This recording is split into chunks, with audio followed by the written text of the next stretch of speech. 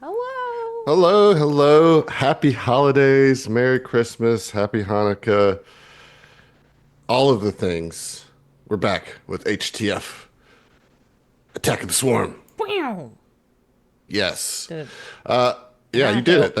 help? You did help a lot because I felt like I was kind of fumbling out there. You're So I doing appreciate great. I appreciate it.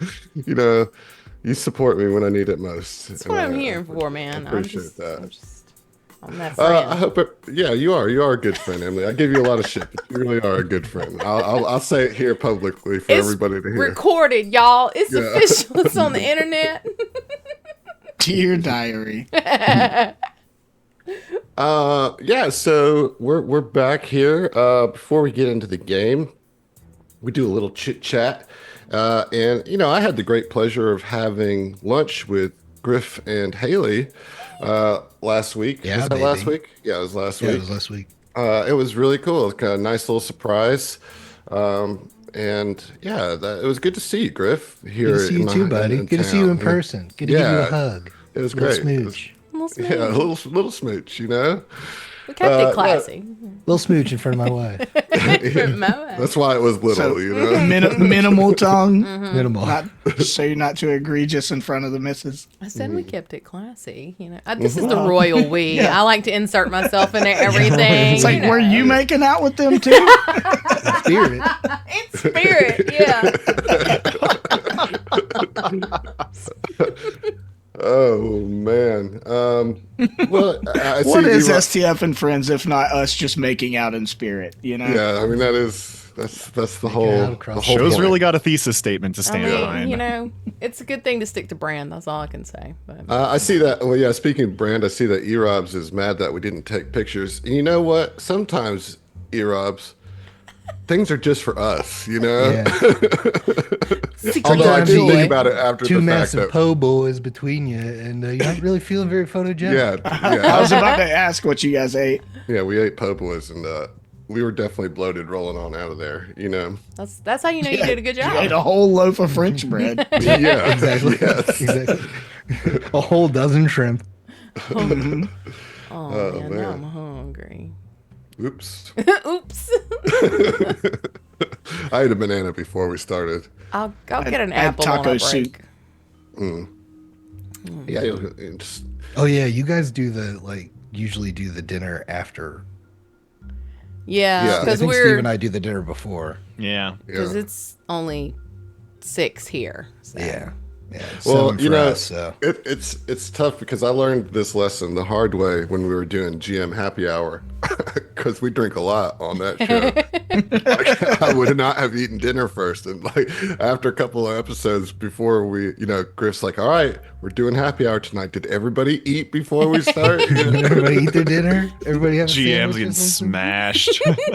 Oh yeah, dude, It's first bad couple when you have episodes, me asking if everybody ate. yeah, That's Yeah. precious. it was. Uh, anybody got any fun Christmas plans, or is it like a terrible time of year for you? Where do you guys land on that? Is it like, oh, I gotta go see my family, or is it, I love Christmas, it's the best? The truth lies somewhere in the middle. Yes. Yeah, Yes. Yeah, I do like seeing my family. Like I'm excited to go see my family. It's been fun like the holidays this year because Haley's pregnant and now like very visibly so. So like it's most of the family is like first time seeing her like be visibly pregnant. So so it's very I take a back seat most of the time Right. for most of the I most get of to the- blend into yeah. the shadows. Yeah, you gotta go ahead and get used to that for a while, Yeah, everybody. yeah. About 18 At years. least 18 more years. Yeah. Tension's off me. Time to eat my po' boy. Time for Peace. my time for my pocket po' boy. With nobody taking a picture of me. Feel much better about this po' boy eating now. I mean, because we both remarked on it. I live here, and I think we're both pretty hearty eaters. And we both were like, dude, this is ridiculous. Haley commented It's on the too way much. on our walk back. She was like, "Adam said we were going to get small plates." And I was Because she had a creamy pasta or something. It was like this big. Yeah, yeah. It was so funny because I know that they had been eating like rich foods all weekend. You know, I was like, let's just do something casual. So I just like took them to like a little cafe, and I was like, yeah, you guys could just get some small plates because I know you guys have been eating like big rich plates like all weekend, and the plates came out, and I was like, well, Mubby. Mubby. Yeah. Well, speaking of consuming, Griff. Oh, nice segue. I'm drinking a Waterloo sparkling water, blackberry Nice. lemonade. It's Nice. it's a That nice one's one. good. I've been kind of hooked on the Waterloos. I really like the Waterloo flavors. Probably more so than I like LaCroix at this point. Yeah, I like Waterloo better too. Well, Yeah, I need just- to get my life together. Yeah. Get some Well, it's Waterloo. annoying because like where I usually grocery shop, they don't sell them, and so I have to go to a different grocery store than is normal to get them, which is kind of a pain, but sometimes worth. Okay. All right. Speaking of sometimes worth, hey Steve. Hey everybody, Steve here. Sometimes worth always having a good time. Tonight, you know, I want to shout out some of my my credits. Usually I run through them up top, just because, you know, everybody's stream is somebody's first stream, something like that. You know what I mean. So, you know, you might know me as Dev Rahman from Praying with Anger, Dr. Hill in The Sixth Sense, Stadium Drug Dealer in Unbreakable, Ray Reddy in Signs, Guard at Desk in The Village, Vic Ran in Lady in the Water, the voice of Joey in The Happening, a uncredited firebender at Earth Prison Camp in The Last Airbender, Jai, aka Hooters Lover in Split, Jai, aka Security Guard in Glass, Hotel Van Driver in Old, infomercial host in Knock at the Cabin or Spotter in Trap. Oh shit, sorry guys, I've clicked on the wrong tab. This is M. Night Shyamalan's acting credits. Yeah. Pick that up. I knew about where you were halfway at. through. Yeah, About yeah. 2 in, I knew where you were at. And hey, while we're at it, go ahead and check out Trap on Max. Great movie there. Blockbuster. Blockbuster film. I won't let Yeah. it go. Yeah. Got a few different beverages over here. Drinking a tea over here that I spiced up with a little cinnamon sugar. You know, Oh, okay. it's the season. Tis, indubitably. Speaking of spicy, hey Emily. Oh, what's up? What the? I don't know what that was. I'm keeping it hard with some booch. Got to get that booch in you sometimes with some honey crisp. Continue. It's like so much at once. Keeping it hard, booch in me. Like, man, really digging into the bro there, you know? I am become the euphemism. No, this is probably my favorite kombucha right now. It's just the honey crisp apple. It's yummy and it's good for your tummy. You know, it's so funny. Like, I always see Griff and Steve just looking at us like these idiots, you know? Like, Idiots. like what did we get ourselves into? Well, I know the pitfalls of booch. I've been there. Did I ever tell you guys my booch story? Tell me your booch story. So It's I was, rough. I was the it designated driver scarring? for all of the hooligans at our friend Tim's wedding, and their Classic HOP will fit 7 people in we'll one fit truck 7 cab. people into a truck, so Easy peasy. that only one of us has to stay sober, which was me. So I was drinking kombucha because they had a couple of like non-alcoholic options, kombucha being one of them. It was this like kombucha mixed drink, like not a mixed drink with alcohol, but like mixed with kombucha. And I was loving them. I had like 6 or 7, and then the effect, the probiotic effect of all of the kombucha hit me at once. Yeah. And I swear my stomach like inflated with gas. Like Probably like my 7. suit jacket stopped. 7 fitting. is a lot, dude. That is an excessive amount of Success. kombucha. Yeah, it Like, was, you know, I when wasn't you s- thinking. I wasn't thinking straight. I was just. You were going hard drinking on the them booze. like they were He's on the alcoholic. booch. Going Yeah. hard on that Hard on the booch. boot. Well, because you know, like kombucha's got that kind of flavor where I could be like, oh yeah, this is a little, this feels like a boozy drink. right? It's botanical Fermented. or whatever. Yeah. So I just kept sucking them down, and like our Airbnb toilet hate to see me coming. We didn't get the deposit back, is all I'm going to say. Shan, booch too close to the sun. Yeah. I booched till I had to scooch. I'm just imagining you smashing like 7 kombuchas, but it's like a placebo effect. Like you just convince yourself you're shit faced, and then someone lets you know. It's like, there wasn't any alcohol in that. That was just kombucha. Well, wait, I had the beer shits. I had some. No, this is a whole other level. than Proven. Can't believe. Yikes. that. Yeah. Well, it was a time. I'll tell you that. We all One have of the times of all time. Well, speaking of somebody who often also flies too close to the sun, hey Heath, what you drinking? Hello. I am drinking whiskey and Mountain Dew. We. that of that is a Applebee's choice. ass cocktail. Well, That was the original purpose of Mountain Dew. that's why I did it. I never realized Mountain Dew was made as a mixer. Like Or that whiskey, was right? yeah, for whiskey specifically. Yeah. So I was like, What? oh yeah, Yes. that is literally its job. But I didn't know that either. So I was like, well, let me try it. And it's like, if you don't know that, it's like, what's this trashy shit he's drinking? It's like, I'm doing it the way it's supposed to be done. It's It's the pretty original decent. whiskey mix drink. Damn it! That's bananas. Yeah, Is it you good? don't know. You don't know. Yeah, I it's don't. pretty good. So many things. The settlers going west. Little whiskey in the still, some Code Red to mix it up. Yeah.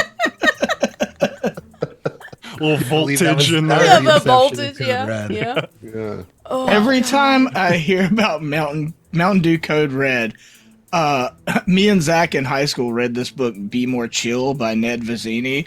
And the basic premise is this like very uncool high schooler swallows like a chip or something that goes into his brain, and it tells him how to be cool.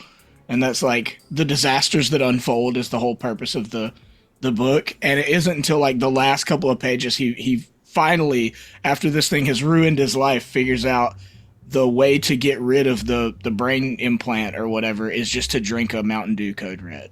and it gets That'll rid of do it. it. Makes you uncool immediately. like Well, it just Wow. gets rid of the programming in your brain, Yeah. telling you how to be like the kind of cool that it perceives society as wanting you to be. Just gotta put some Mountain Dew in there. Mm. That'll fix you Code right Red up. specifically. Specifically, yeah. Heard. It's good to know. Good to know. Well, speaking of somebody that destroyed their chip a long time ago, hey Adam, what you drinking? Rough. Okay, listeners, I wish that y'all could see the face that Adam made. I'm drinking, Got put on fucking Baja Blast over here. Sorry.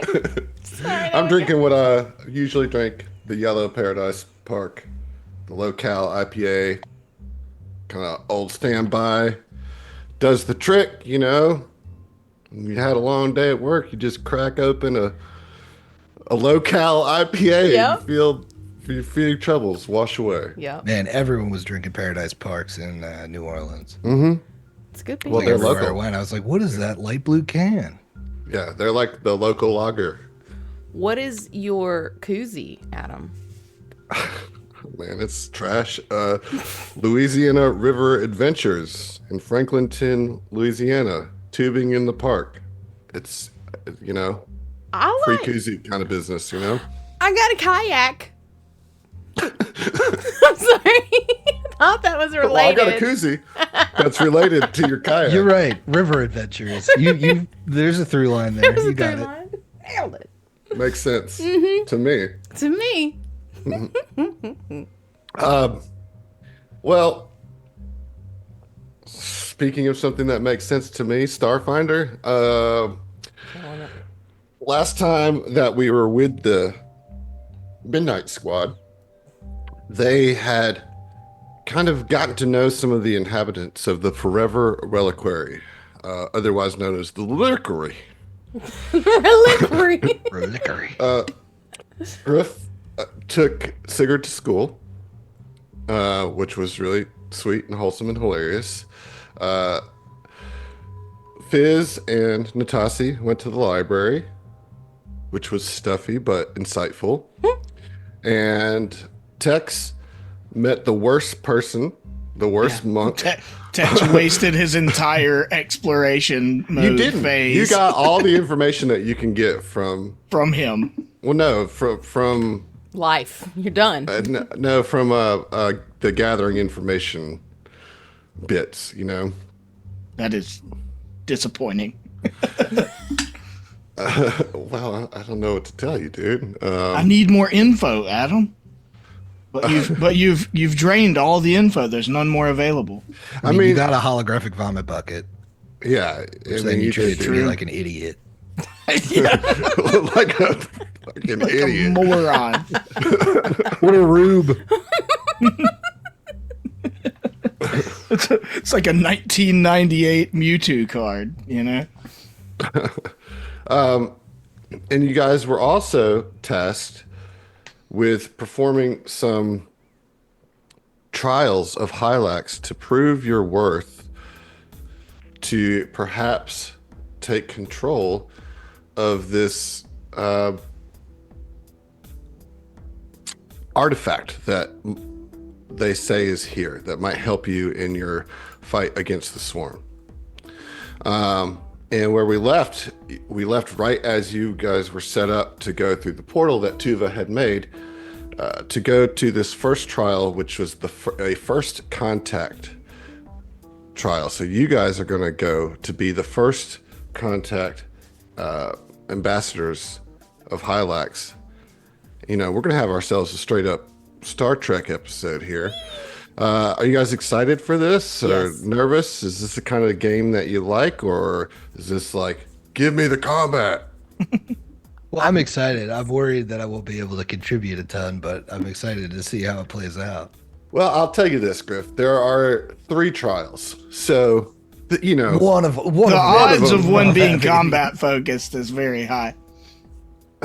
You know, all is not yet lost for you. But who knows? You know, I have noticed that Sigurd has a bit of a surprising streak of insight. You know, like every now and then you come in with something that's like, well, you know, that's actually absolutely right. He's a budding thespian. That's it. Something like that. Something like that. Okay, so let's set the stage here. Sorry, I'm trying to get some art together for you guys. Talk amongst yourself while I just do this very quickly, please. Well, if we're talking about first contact, I can describe a meme I saw recently. That'll really keep this conversation going.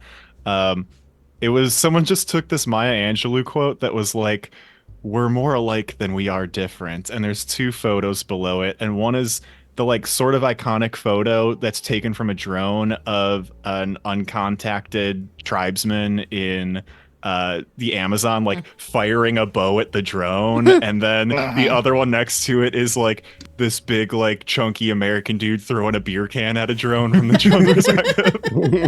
It was very, very funny. It was very, very funny. And when we're thinking about first contact, that was the first thing that came into my mind, because I'm a little bit more of a Star Wars guy than I am a Star Trek guy. I have nothing against Star Trek. I just simply don't have time for it. So, so there is a lot of it. Yeah. You know, there is a lot. And that's the thing. I'm such a completionist with my like fandoms and my obsessions that I'm like, if I start watching Star Trek, like, right, this is going to consume my life. It's just gonna be my 30s. Yeah. Like, I'll wake up on like 45 and be like, what the hell happened? Well, I watched it all. Yeah. I did it. I feel like any Starfinder community, there's a lot of Star Trek fans that, you know, come out of the woodworks. And like, I've never been able to get into it. John has tried to put me on different Star Trek. Like I've given it a chance, you know, like anything, even if I expect to not like something, I like to give it the 3 episode rule. And like, I don't know, I did like 6 or 7 episodes of a couple of different Star Trek series, and neither one was I like, I gotta keep going. I mean, I don't know. I'm outing myself, and now all of our people are gonna rip me apart for hating Star Trek, even though that's not what I'm saying. I was gonna say, do you hate it, or you just it didn't click? No, I think don't even dislike it. I just like couldn't. I don't know. I think they the don't have time? time. It's that simple, Who yeah. has I think the the don't time? have No time shame for in it is really Yeah. the best way to Right. sum it up. I am going to reread this box text just to get us kind of back in the mode and reset here.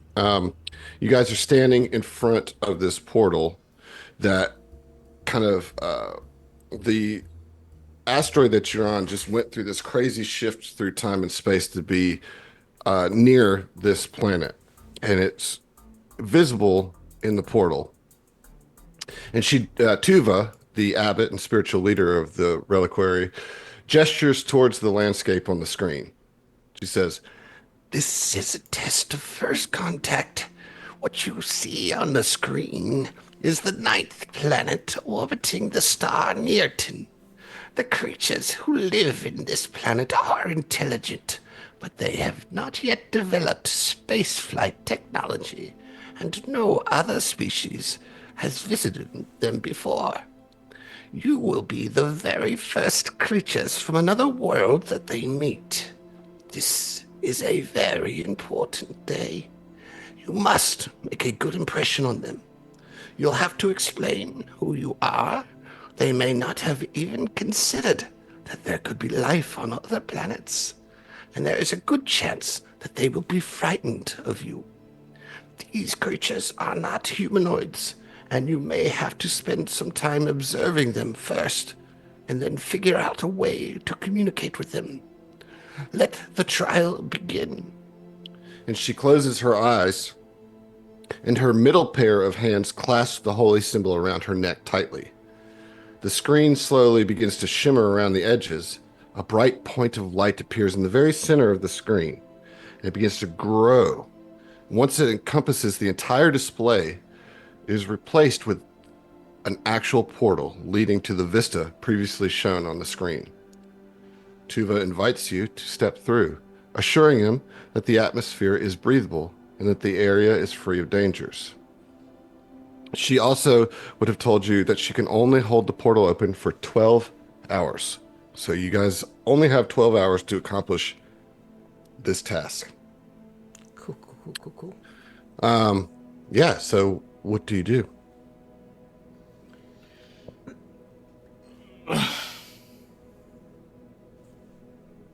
Fizz is like shaking with excitement. Just as a Sheeran in general, this is the dream, first contact. So she's kind of looking back and forth at the rest of the group, like, can we go? Can we get in there? Natasio put her hand on Fizz's shoulder. "A moment, young Fizz. Do not rush into first contact with a species that we've never encountered before, nor anyone has encountered before. Give us a moment to study their physiology so we can understand how best to communicate without coming off as aggressive." I want to be clear that you're still on you have not gone through the portal yet. Yeah. Yep. Okay. And okay. Well, bye, Adam. He went through the portal. He's Walked out the fucking door. He's like, all right. He's like, take my bait. Follow the plot thread, or don't play my game. All right. I'm gonna leave now. Bye.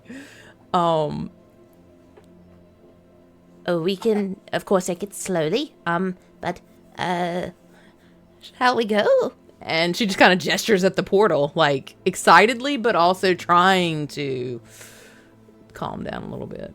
Be cool. Oh, hold on, wait. And Sig pulls out all of his newly acquired vomit buckets and hands them to one of the kids that he befriended in class. Keep this safe for me, buddy. I'm hoping we make it back through the portal, but we got a couple trials ahead of us, and I wouldn't want to lose these. They're so rare in limited edition. I wouldn't want to Mr. lose them Sigurd, on where another did you planet. get the holograph one? Who I would be traded it so to foolish? a real dummy. Who would be so foolish to trade that? You're telling me. Now I gotta rely on him. Can you believe that? I will take very good care of these. Tex is just like, oh my fucking god. Not the buckets. Yeah, let's get this over with, I guess. And Tex is like pretty not excited about this because he knows a lot of it's on him. And this is more like an obstacle he could easily blunder and trip over than it is something like exciting, you know? Yeah, I want you to roll a will save for me. Okay, I hurt my own feelings. Ow. Ow, my feelings. My self-confidence is shattered. Okay, what is my will bonus? Not great, actually. So that's a 16 total. I rolled a 12. I only have a +4 to will. Okay, that's a fail, but fail's perhaps actually a good thing here, because the enthusiasm of Fizz, like, almost directly penetrates that feeling of anxiety that you have, and again, you're reminded of Yavari and the strength that she provided you, and helped give you confidence in times when you didn't have it, and it's just so entwined with the energy of Fizz that it comes in and you have an inspiration to use at your leisure for this particular trial. Oh, okay. You're welcome. Yeah. Thank you so much. Okay, so I guess you guys step through the portal. Yep. Okay, you do that, and when you step through, you kind of turn back. You can see the portal, but it's very faint. It's just like a shimmer of where the door is. So it's difficult to see, and which makes it doesn't stand out, right? You only see it because you know it's there, and then you take in your surroundings. You see this low hill to the north that Tuva is kind of gesturing. She sticks her head through and she says, "You will see them at the top of that hill." And so she, and then she pulls her head back in, again, kind of transparent shimmer. And if you walk to the hill, once you crest it, you see lush trees in a variety of colors stretching out across the land. Colorful lichen carpets the ground. The climate is warm and chirps of insects fill the air. A few blobby, amorphous creatures travel along a path between the vibrant flora. These creatures are brightly flashing a variety of colors at each other as they pass. Several stumpy buildings can be seen in the distance. These small, roundish, ooze-like beings are about 3 feet in diameter. And, well, you know what? Oh boy. I have a picture. Okay. Right. I'm nervous. Blob incoming. What Yep. the fuck? Okay.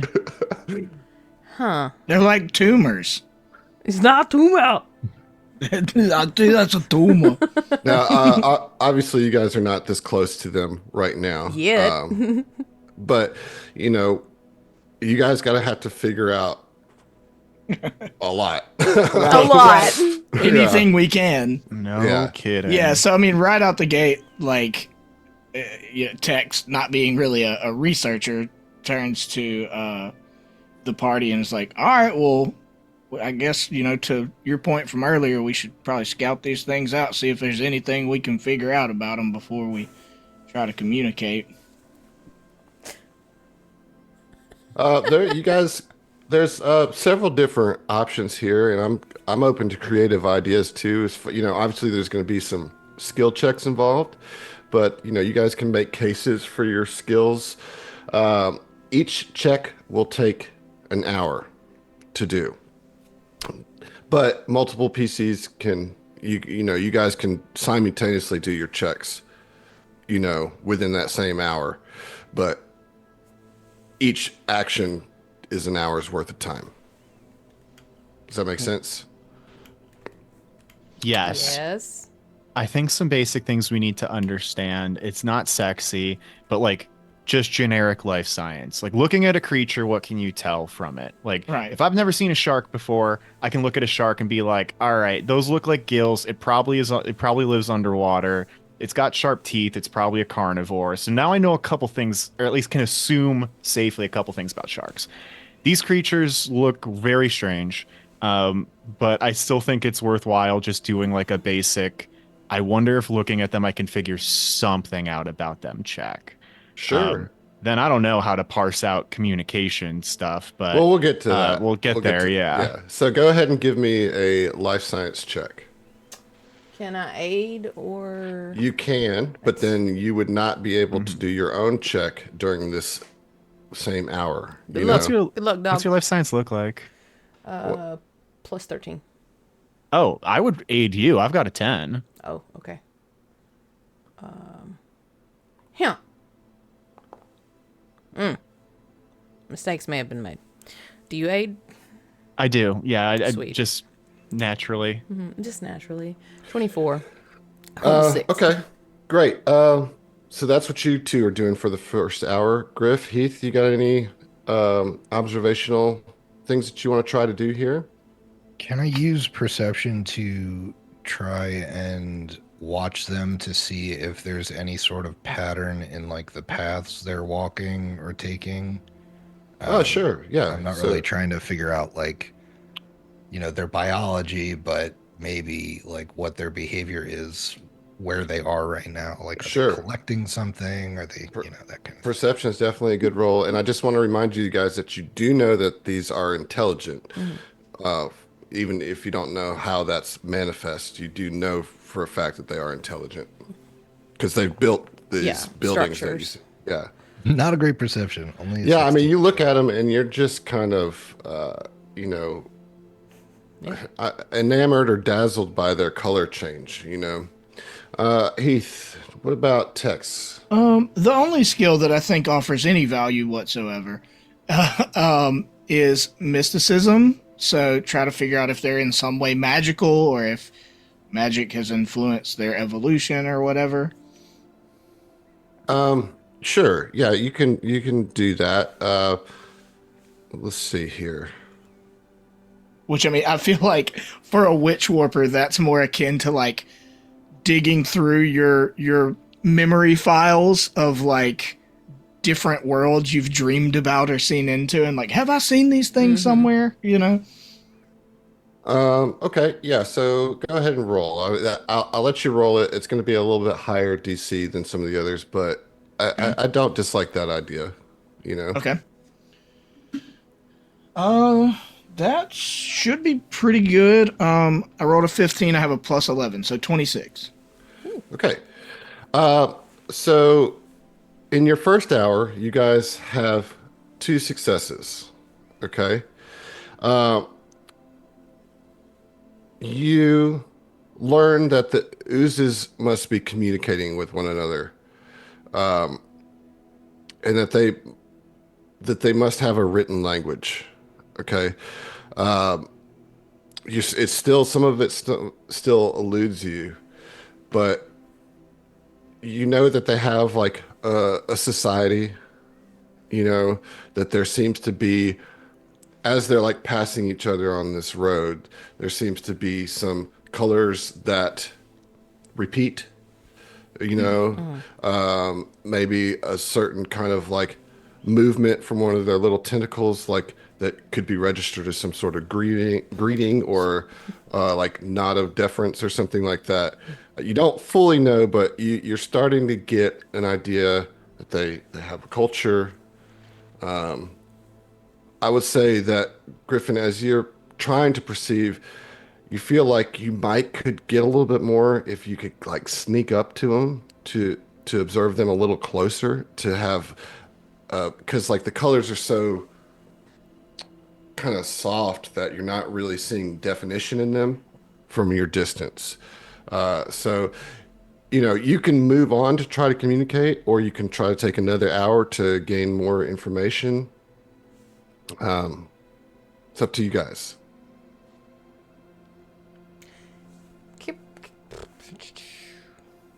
I kind of want to take another hour, but that's...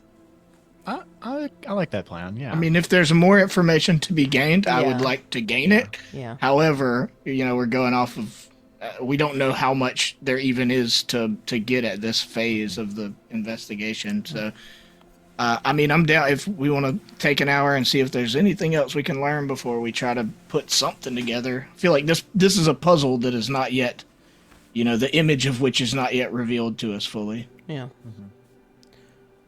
Now, I got all of the wisdom-based skills, which includes somebody feels passionately about whether I should be focusing on perception or survival or something like that, or even mysticism. That's an option. But what I was kind of thinking was trying a sense motive, which I have at a plus 13, and that may inform how they interact with each other. Do they bump into each other? Are they hostile towards each other? Do they glide right by each other? Do they coexist more? This might help inform what a good initial approach for us might be. We know they have this written language, but what are some of the behaviors that they exhibit when they interact with each other that I think could help inform our approach? Yeah, if you're looking to do that, I'll give you the option between a culture check or a sense motive. Culture would be easier because it's more directly related to what you're talking about, but I will allow a sense motive for that same information at a little bit higher of a DC. And somebody can certainly aid. I could try. I feel like everyone, for the most part, has more valuable skills than I do, and I think I've probably succeeded as well as I will on mysticism. So I don't mind aiding, so that especially Fizz or somebody can do a separate. I have a plus 16 to culture. You should be doing that then. I got a 10. I got a 13 on sense motive, but if you got that culture. Yeah, do you want to do sense motive and I'll do culture? And... unless there's anything else that we should roll a different check on instead of just helping each other. Yeah. Well, that made it sound like stealth is an option to try and get closer to them to figure out what's going on. I only have that at a plus 11, but I have a plus 17 to stealth. I got a plus 3. Plus 12 to stealth. We are generally speaking a fairly stealthy party. Yeah. Okay. Yeah, I mean, the only other thing I can kind of think of is maybe there's something for survival, but I feel like that's a stretch because we don't even understand how they communicate yet. So all that would let us do is follow their snail trails.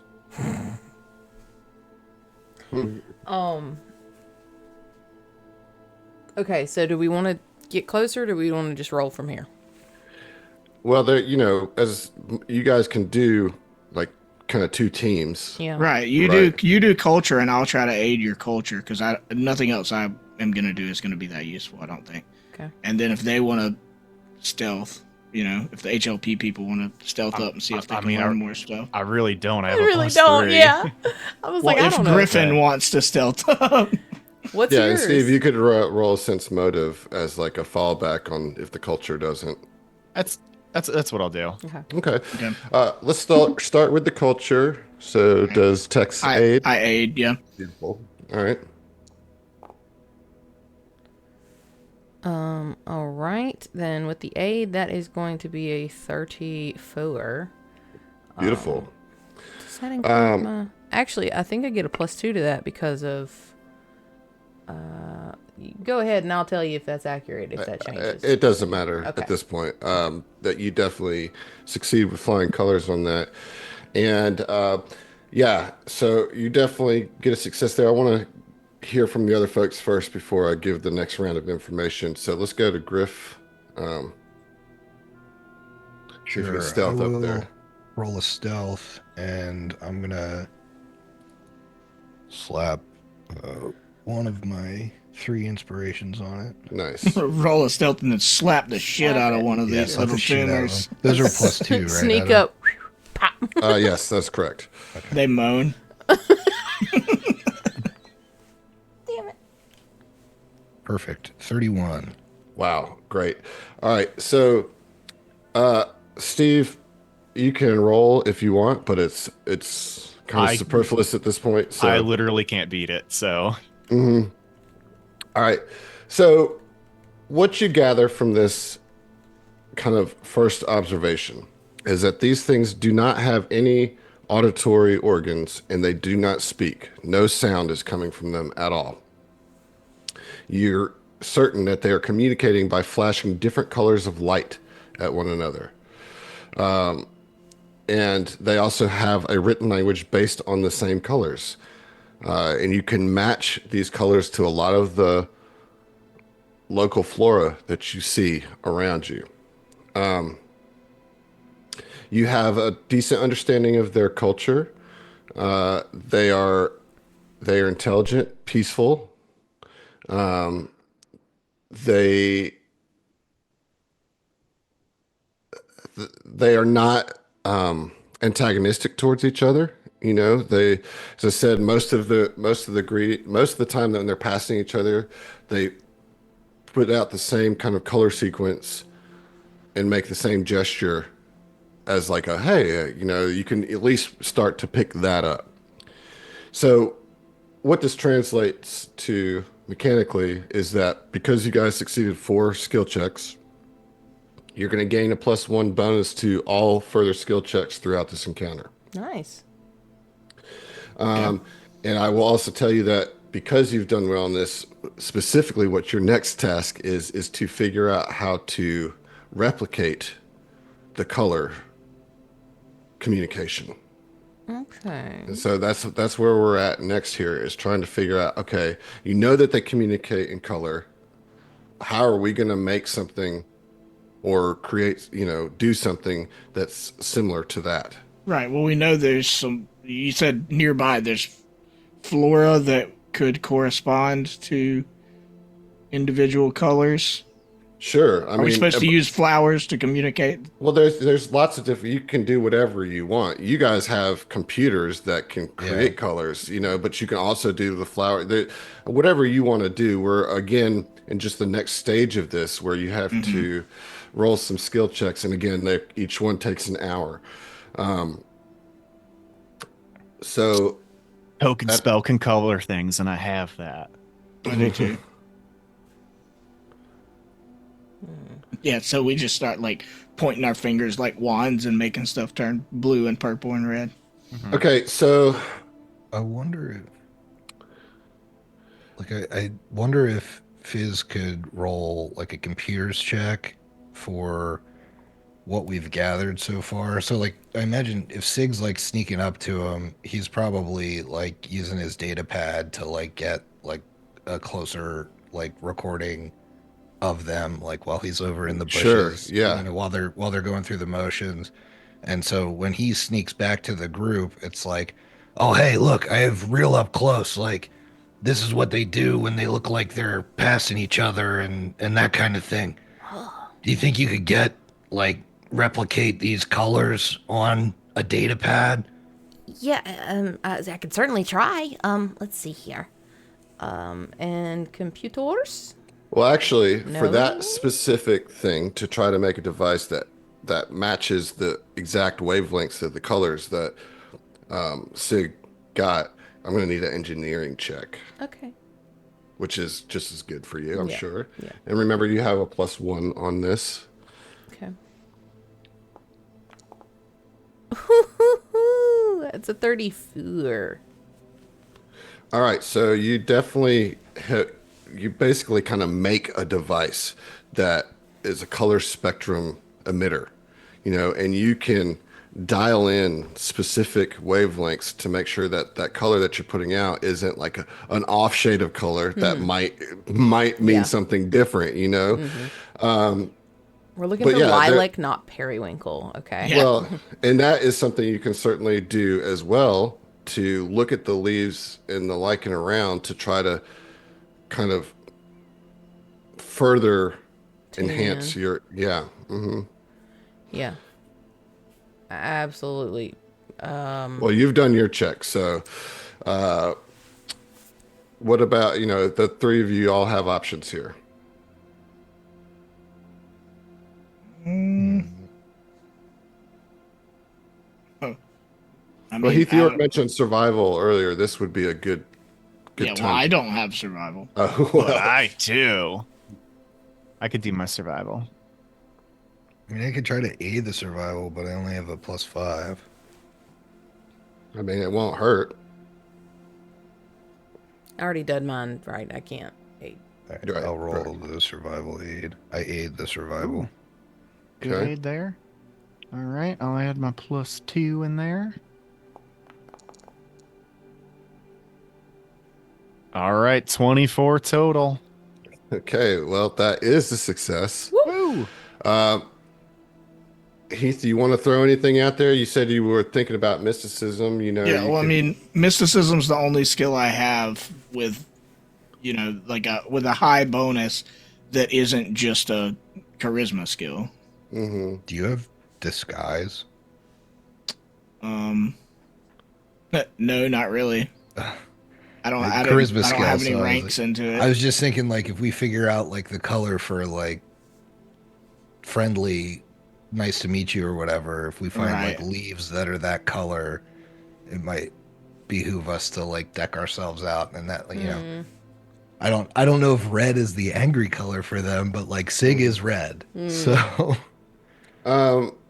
Yeah, here's how we'll do this. I want you to roll a mysticism check, and basically what this is gonna do is that when you do try to communicate with them, you're gonna be kind of on standby with token spell to like course correct if something seems off. You know what I mean? Okay. Because you have if like they seem to react to any of the colors that you guys are wearing, not necessarily the device, but like you can make Sigurd blue if it needs to be or whatever. Like you can course correct that kind of thing. So yeah, let's roll a mysticism there. Okay. That is a 28. Okay, that is a success. You guys have 2 successes there. We've spent 3 hours thus far. I died. You okay? Luch got her. try to communicate with those oozes too soon. Yeah. Got booched. It went in my nose a little. Okay, so you now have a device. All right. Thank goodness. Yeah. It's at this point you need to try to interact with them, correct? Like this is where we're at. How are you going to approach them? Without skill checks or whatever, just what's your general approach now that you've like kind of compiled the tools that you need to try to start this communication? What's your plan here? I'm wondering. Sorry, I'm wondering if, like, does telepathy count as auditory?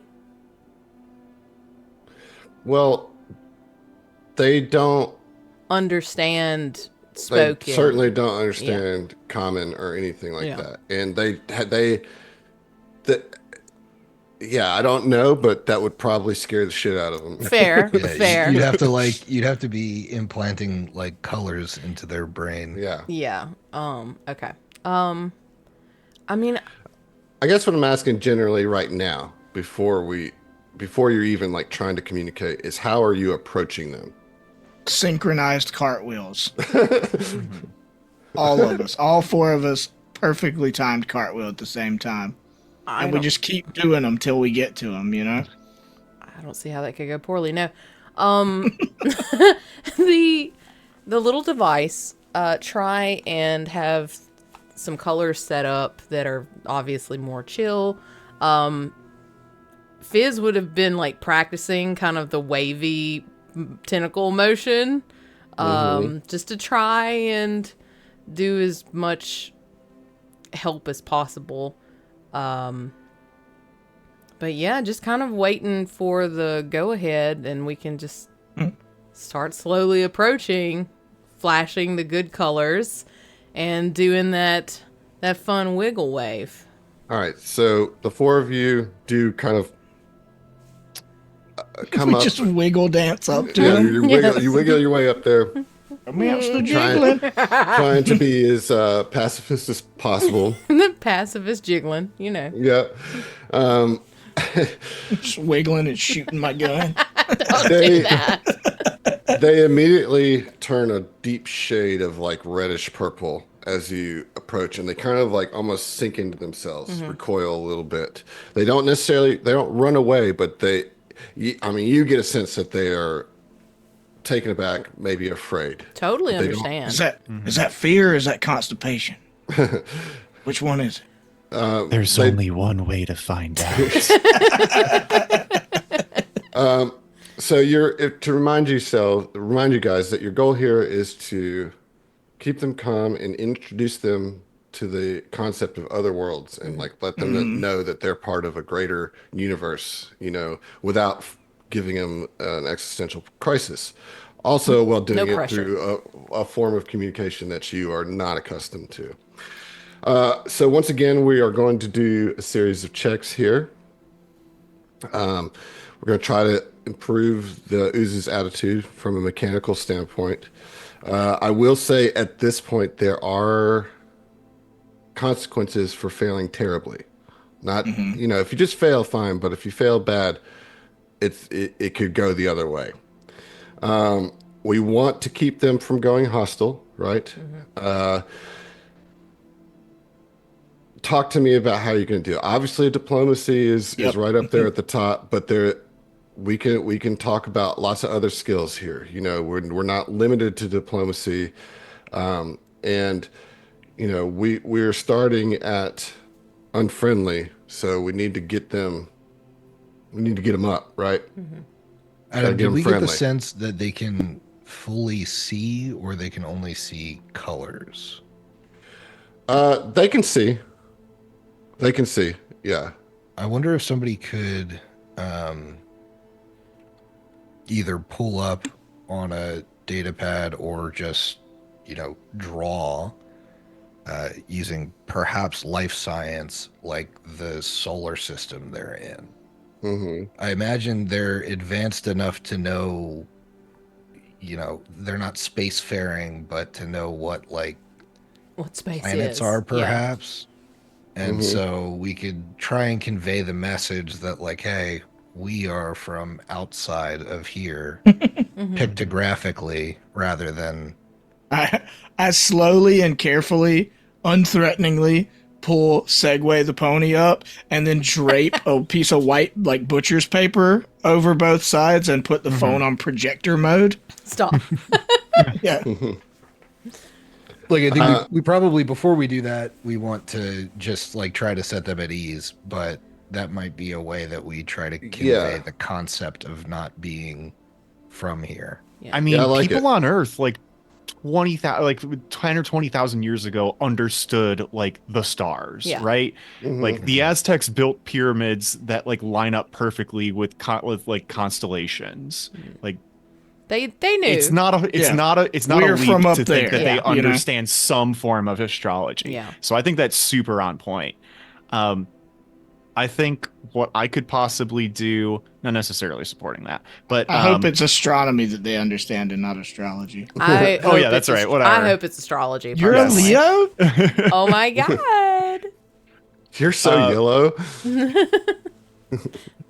I would like to use my mysticism check to be token spelling like bits and pieces of our gear to color flip them just to like the friendly color. Just really dial in the RGB of what we're approaching them with as non-threatening. Okay. All right. So let's start with the diplomacy. I want to do diplomacy for sure. Yes. Each check takes an hour, although you can, as I said, you can. Oh wait, in this stage, we cannot do multiple checks within the same hour because you're involved in a conversation. So we're just going to start with diplomacy. Okay. You've got plenty of time, right? You've got 9 hours still to go. but we're going to start with diplomacy. That first hour, that first initial, like, trying to get some words, figure out some words, right? So let's go with that diplomacy. So- Now, one person can aid any of the main checks. What's your diplomacy, Heath? 16. Okay, I'll aid you. Yeah. What? I'll aid you. Oh, I'll I aid. thought you said I got 18, and I was about to say fucking operative. Oh, one thing. Yeah, I'm better than you at your best skill. No. Hashtag operative. No. All right, let's get it. Okay. You automatically aid, right? Yes. Yeah. Okay. So with the aid, that'll be a 33. Okay. So your initial conversation, you're able to kind of start developing a shared vocabulary. You start to understand what some of the color patterns mean. So you Yeah, and get some of the basics down, right? You get hello, you're able to communicate your names in a weird impression way, although they don't have any concept of a name for themselves. They do flash like a color pattern that they all kind of like do at the same time to show that this is what they call themselves, but the best translation that you can get into common is us. Like Right. and you do get them out of being scared, so they're still cautious at this point, but they're a little less freaked out, Hey. Yeah, and Tex would have been using tug and spell to be able to convey colors and stuff. That was a good idea from Steve. So they kind of pick up on that concept, like, okay, we'll try it, and hopefully not, pop up an aggressive color, and so he kind of after a while turns to Grim and is like, I think we made a little bit of headway. I don't know what to call them except, well, they kind of call themselves us, I think they're an autonomous collective. Yeah, so let's move to the idea of using life science or physical science to explain that there is a there out there. You know what I mean? I like that idea. Now that they're like a little bit more understanding of, okay, you guys are from another place, we can kind of expound on that a little bit. So this will be a life science or physical science. Who wants to take the lead on that, and who would like to aid, if anybody can aid? This is the next hour. Yes. Okay. I've got a 13 to both. Hand the iPad over to Fizz. I've got a 10 life science, so I could support. Okay. All right. Anybody else on any of that? Before I pull the No. trigger? No, I mean, only the one- thing I can only do one. is Well, yeah, life only science. one person can aid for each phase. Oh, yeah, sorry. Okay then. Yeah. Oh, nice. That is a 32. Excellent. Yeah, so you do explain that they are part of a wide biological diversity. That there's a galaxy, and you kind of like are able to communicate the concept of their planet on a scale that they haven't thought about, and in relation to other planets, and you kind of like use your own diversity among your crew to show like, well, this person's from this place, and this person's from this place, and this person's this place. So very good. Before we move further, we've been doing a lot of skill checks and mechanical stuff. You know how I like to do. I want to know what each of your characters are feeling about this. Where's their heads at in this? You've now been 4 hours here, and you're participating in a first contact and doing quite well at it. So let's start with the person who I'm most interested in. Steve, talk to me about how Natasi is feeling about He this. meant sexually. Sexual. Yeah, that goes without saying. Adam, I have a girlfriend. I was talking So- about Natasi, not you, Steve. Calm down. Okay. Adam's No, married. she's fine. You Calm don't down, care. calm down. No, I get it. Dara Hannah looks pretty good, who I flavored Natasi off of. So I Or think straight ripped her off of, but sure, whatever. Flavor I don't know what you're talking ripped, about. It's fine. I have no idea what you're talking about. So Um, I think there's something about the alienness of this encounter that makes this unlike how you might expect Natasi to handle this. If we just met some people that had never met anybody else but spoke common or whatever, she would probably already be making her own judgments. And she's not a huge fan of organic life or people that have it in general. However, these creatures are so completely foreign in the way that they communicate, in their physiology and everything, that she's almost able to just kind of turn off the like hatred emotional part of her brain and just go back on the circuitry and just be like, this is a puzzle to solve, right? Like, we need to figure out how to communicate with people. We're not like listening to somebody complain or like have to deal with emotions or anything. This purely is just like, I have a problem to solve, and that problem is communicating with beings that have never been contacted before. I think it's an interesting, like, logical exercise for her that she's finding actually a little bit of enjoyment in. Oh, okay. Nice. Sigurd. I think Sig's really glad he spent yesterday, like the whole day yesterday, in a classroom, because this is kind of in his mind a similar situation where it's like we're expected to teach these creatures that know nothing about the greater universe about it in a simplified enough way for them to understand it. And so he's like, that's a muscle that he hasn't flexed. So he's kind of glad he experienced like a day of a teacher teaching children and teaching him about like greater concepts like Hylax and that kind of thing. Just so that, it being fresh, he's trying to like guide those that actually are speaking to the other creatures with like, oh, hey, like a teacher would have, would have explained it this way. It's a little easier to, I get it when you talk about it like this.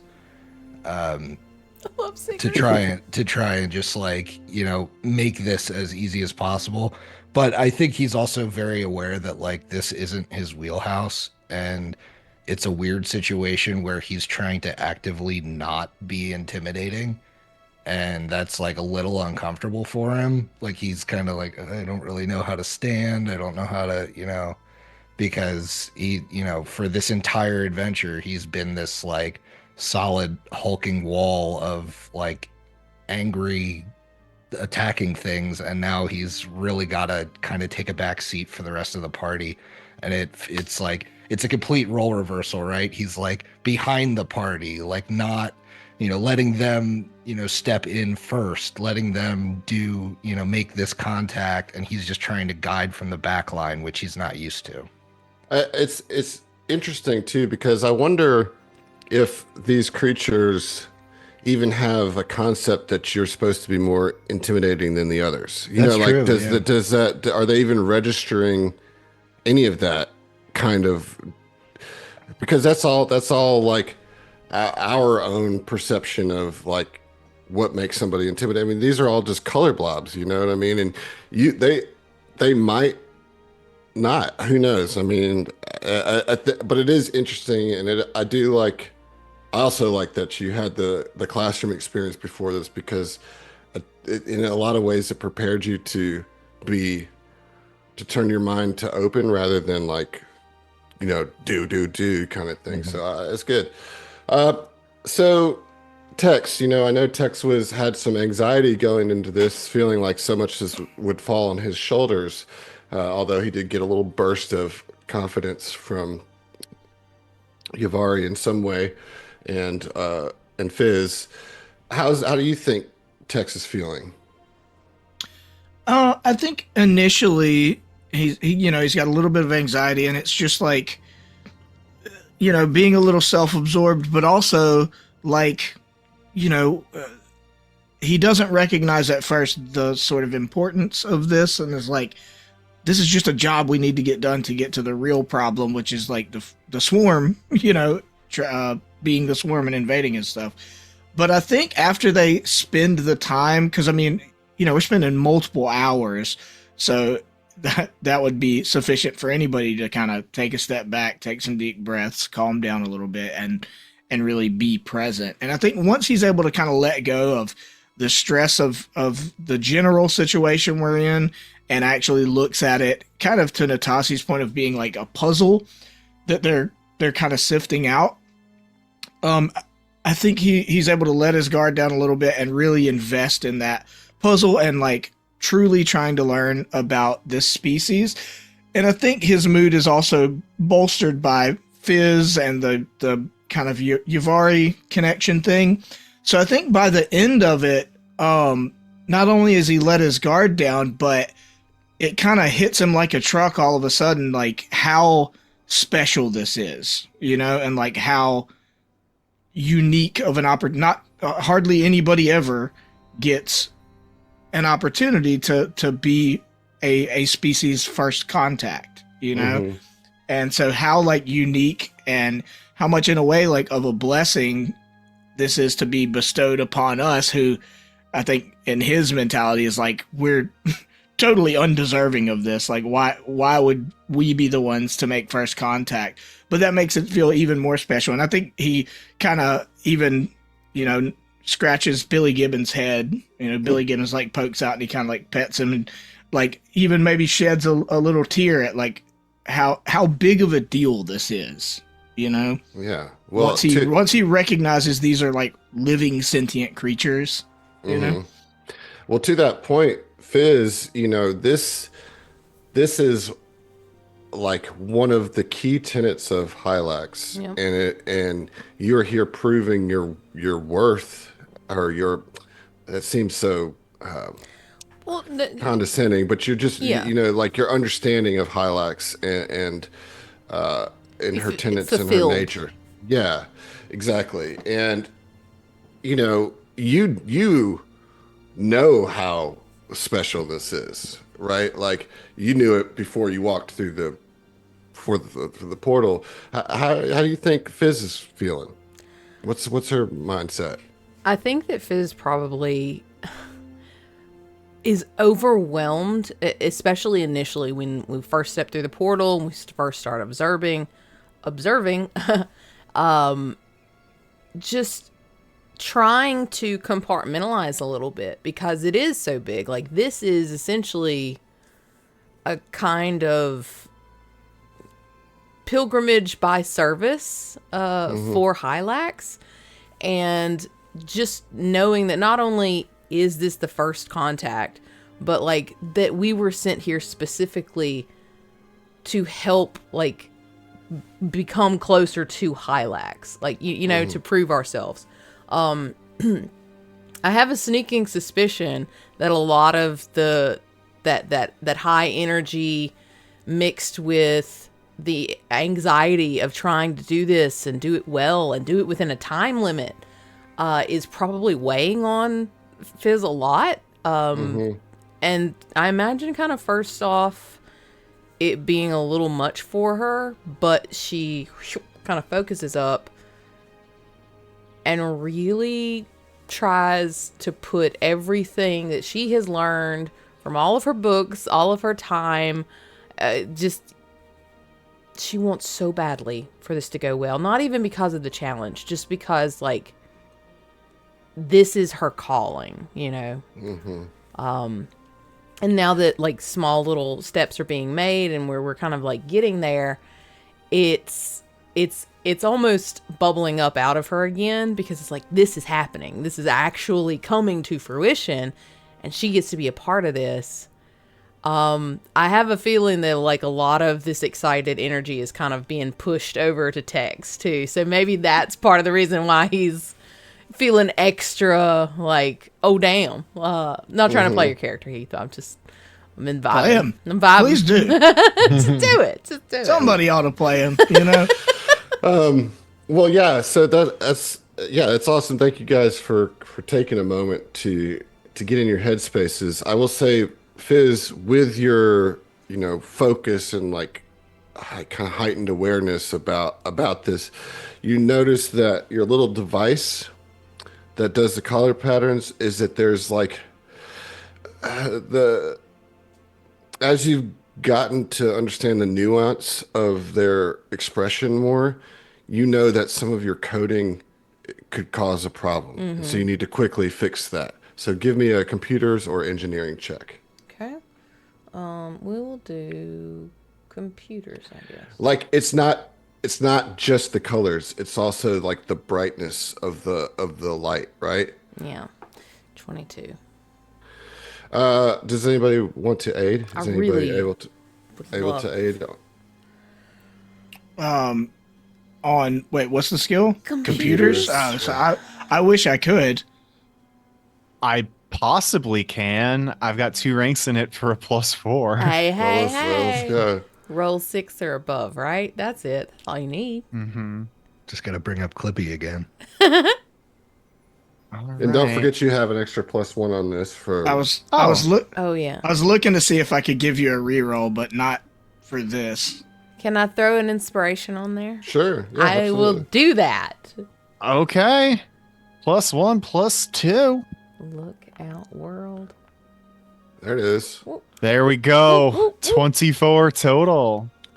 All right, so what's that taking us to here? You're adding another 5 total. That's 27. Yes. All right. That's a success. Okay. I was like, your pause was just long enough that it made me panic, and I was about to be like, "Could I try to distract him? Could I use bluff?" Like, And I I'm using my tokens, Phil. throw a stick at him. So anyway, I started blasting. yeah, start just firing my gun. Oh, it's time. Check this out. So you continue your conversation. You have three hours of conversation, and over the course of this, you take them from unfriendly to indifferent to friendly to even helpful. Wow. And at the end of this, it becomes very clear that these creatures are very interested in further communication, further study about cultures from other planets, and which they hope will positively affect their society. And this is like the spark that gives them the first idea to even create technology that could go into the stars, because they had not even had that concept before. So you like started their astrological development here. And they are Wow, this is foreboding. This is gonna show up in like the end of the Drift Crisis saga. These are like warlords. It's gonna be fine. Yeah, I don't see how it fucked could go up. poorly. They also insist on having a celebration in y'all's honor. And they Everybody say, wiggle dance. so they say they express to you that within 2 hours they can have this festival in the nearby city. You have plenty of time to do this. They have a city? They do. You can see it in the background on the picture, or at least the building. Yeah. And when you get there, it's weird because there's no sounds, right? Like they don't have any music. They don't have any like boisterous, rambunctious sounds, but We're at the silent disco. Yeah. exactly that, dude. Yes. Like exactly that. But without that. But we're not you don't in have- the silent yeah, disco. We're walking next to it. But it's just a lot of, they're just flashing all sorts of bright colors of joy and gratitude. And they do bring out a feast, although it might not be appetizing to, well, I don't think any of you, but it's mostly fungi and insects. Hey, I'll get some fungi. mean, What kind of I insect? thought it was going to like- be way worse than Yeah. that. Well, I was just thinking I about like shrimp. Shoot. Mushrooms and crickets? Fizz, Let's Yeah. do it. It's just a bunch of miniature versions of Fizz, and then it's like somebody commented in the chat too that they're probably more scared of Fizz than they were of Sigurd, Anybody because else, yeah. imagine if you saw like a giant chicken, come, So, this thing's going to be pissed. Some Peter Griffin shit there. Exactly. right. I'm in trouble. Yeah, so but you know, the at least the mushrooms are good, and if you enjoy protein of insects, they are tasty in that regard. Yeah, Um, trying to be a good host and diplomat, Tex will absolutely try out the fungus and sure. crickets or grasshoppers or whatever.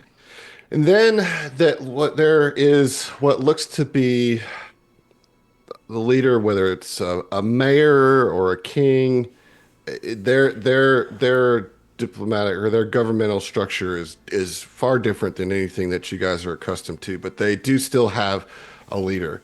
Well, they And the vote on a sort of representative of the week, you know? yeah, okay. You bet. And they call you guys Autonomous collective. to the front of the festival. You know, the four of you. Yeah. And they present to you what they call gifts of friendship. Oh, And it's several sticky organic pods containing like some plant-based liquid. And you know, Natasha, you can do a quick scan on these, and you see that they'll function as serums and medicinals. Specifically, three Mark II serums of healing, a serum of enhancement, sensate, and a tier 3 antitoxin. Nice. I'm just my brain immediately was like, these motherfuckers just pulled out some bottles of kombucha. That's what they did. Yeah, yeah. I'll Don't eat think all I'll- of those at the same time. I'll need those again or in a chat or something, just but that's dropped it. awesome. Oh, he dropped it in the chat. Perfect. Yeah, yeah. And so, yeah, you guys are able to do that, and you make your goodbyes and head back to the portal. And when you come through the portal back into the reliquary, Tuva is standing there beaming with pride, you know, and some of the other council's folks who were a little concerned or a little less trustworthy of you seem to be a little bit more moved. And Tuva says, "Excellent. We saw you through the portal, but please tell us of your exploits and what did you do? We will log this into our accounts for all time. You have passed the first trial." Hell yeah, brother. I don't know what it looks like for a Sheeran to like grin ear to ear, but that is in fact like, can you imagine how terrifying like this bug creature with huge eyes and just like a wide gaping toothy maw. Yeah. Fizz is losing her shit. There's squeeze and excitement, and she just kind of won't shut up. Eventually, you know, Tuva kind of lets you express your joy for a little bit, then eventually kind of puts up a soft hand or claw and says, "Okay, Fizz.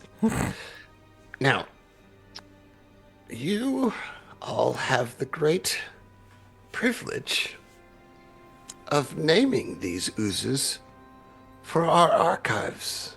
And I'll give you guys some time to think about what you want to name these oozes. Oh, thank as we God. take a Okay. short break. Oh, thank God. Oh, boy. Oh, no pressure. No pressure. Yeah, 10 minutes, folks. 10 minutes. We'll be right 10 back. minutes on the All clock. right.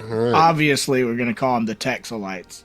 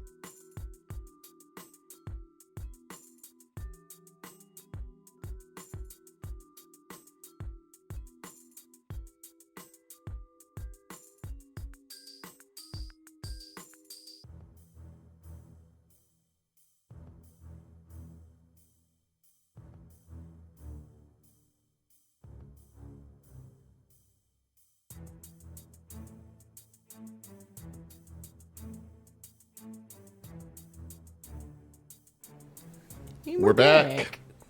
I don't have any color flashes to do. Wow. But, What's up? Wow. What's you up? know, bless up. So you guys had 10 minutes to think on what we're going to name these guys.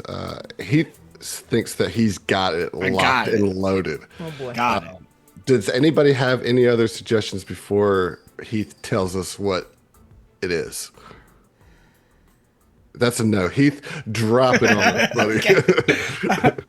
Comedic timing is perfect on that one. No, I think we've had this. I mean, that's again. I want to emphasize that's a long amount of time that we were parsing out the puzzle of how to communicate and learn more about these creatures. And I think with especially Fizz and Tex, kind of getting some odd kind of catharsis or zen in the process of doing this, as soon as the thought crosses his mind, as far as we've got to call them something for the time being. Now, as scientists or researchers or more people contact them and suss out their language, I'm sure they'll have a name they want expressed for themselves, right?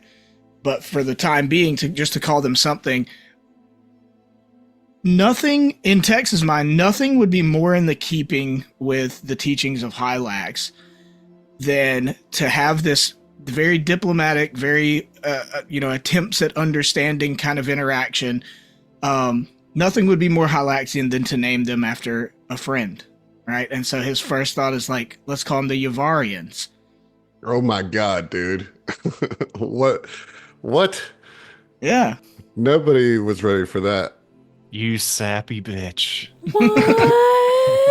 That's very good. I mean, like, this may be the first time that really Tex has felt kind of the spirit of Hylax flow through him, and it really is. I think it feels right, but also it just as soon as he says it out loud, it lets him let go a little bit of all this, pain and stuff he's been holding on to for a while, and it's like, what grander gesture could you make to a lost friend? Wow. All right, well, that's a wrap. We'll see you. Okay. You're right, buddy. They do look a lot like her. Spitting image, even. Yeah. Oh my goodness. I mean, how's everybody feel? We're gonna vote yes on that one. What are they? The Yavarans? Yavarians? The Yavarians. Yeah. Yavarians. That's Sure, pretty great. it makes as much sense as anything else, and also, yeah. When you say that, Fizz, obviously you just normally are excited about this, but basically that whole thing of you like letting go and like saying it out loud, you and Fizz bond, you guys soul bond. And so you guys have the same initiative mechanical thing that you and Ivari did.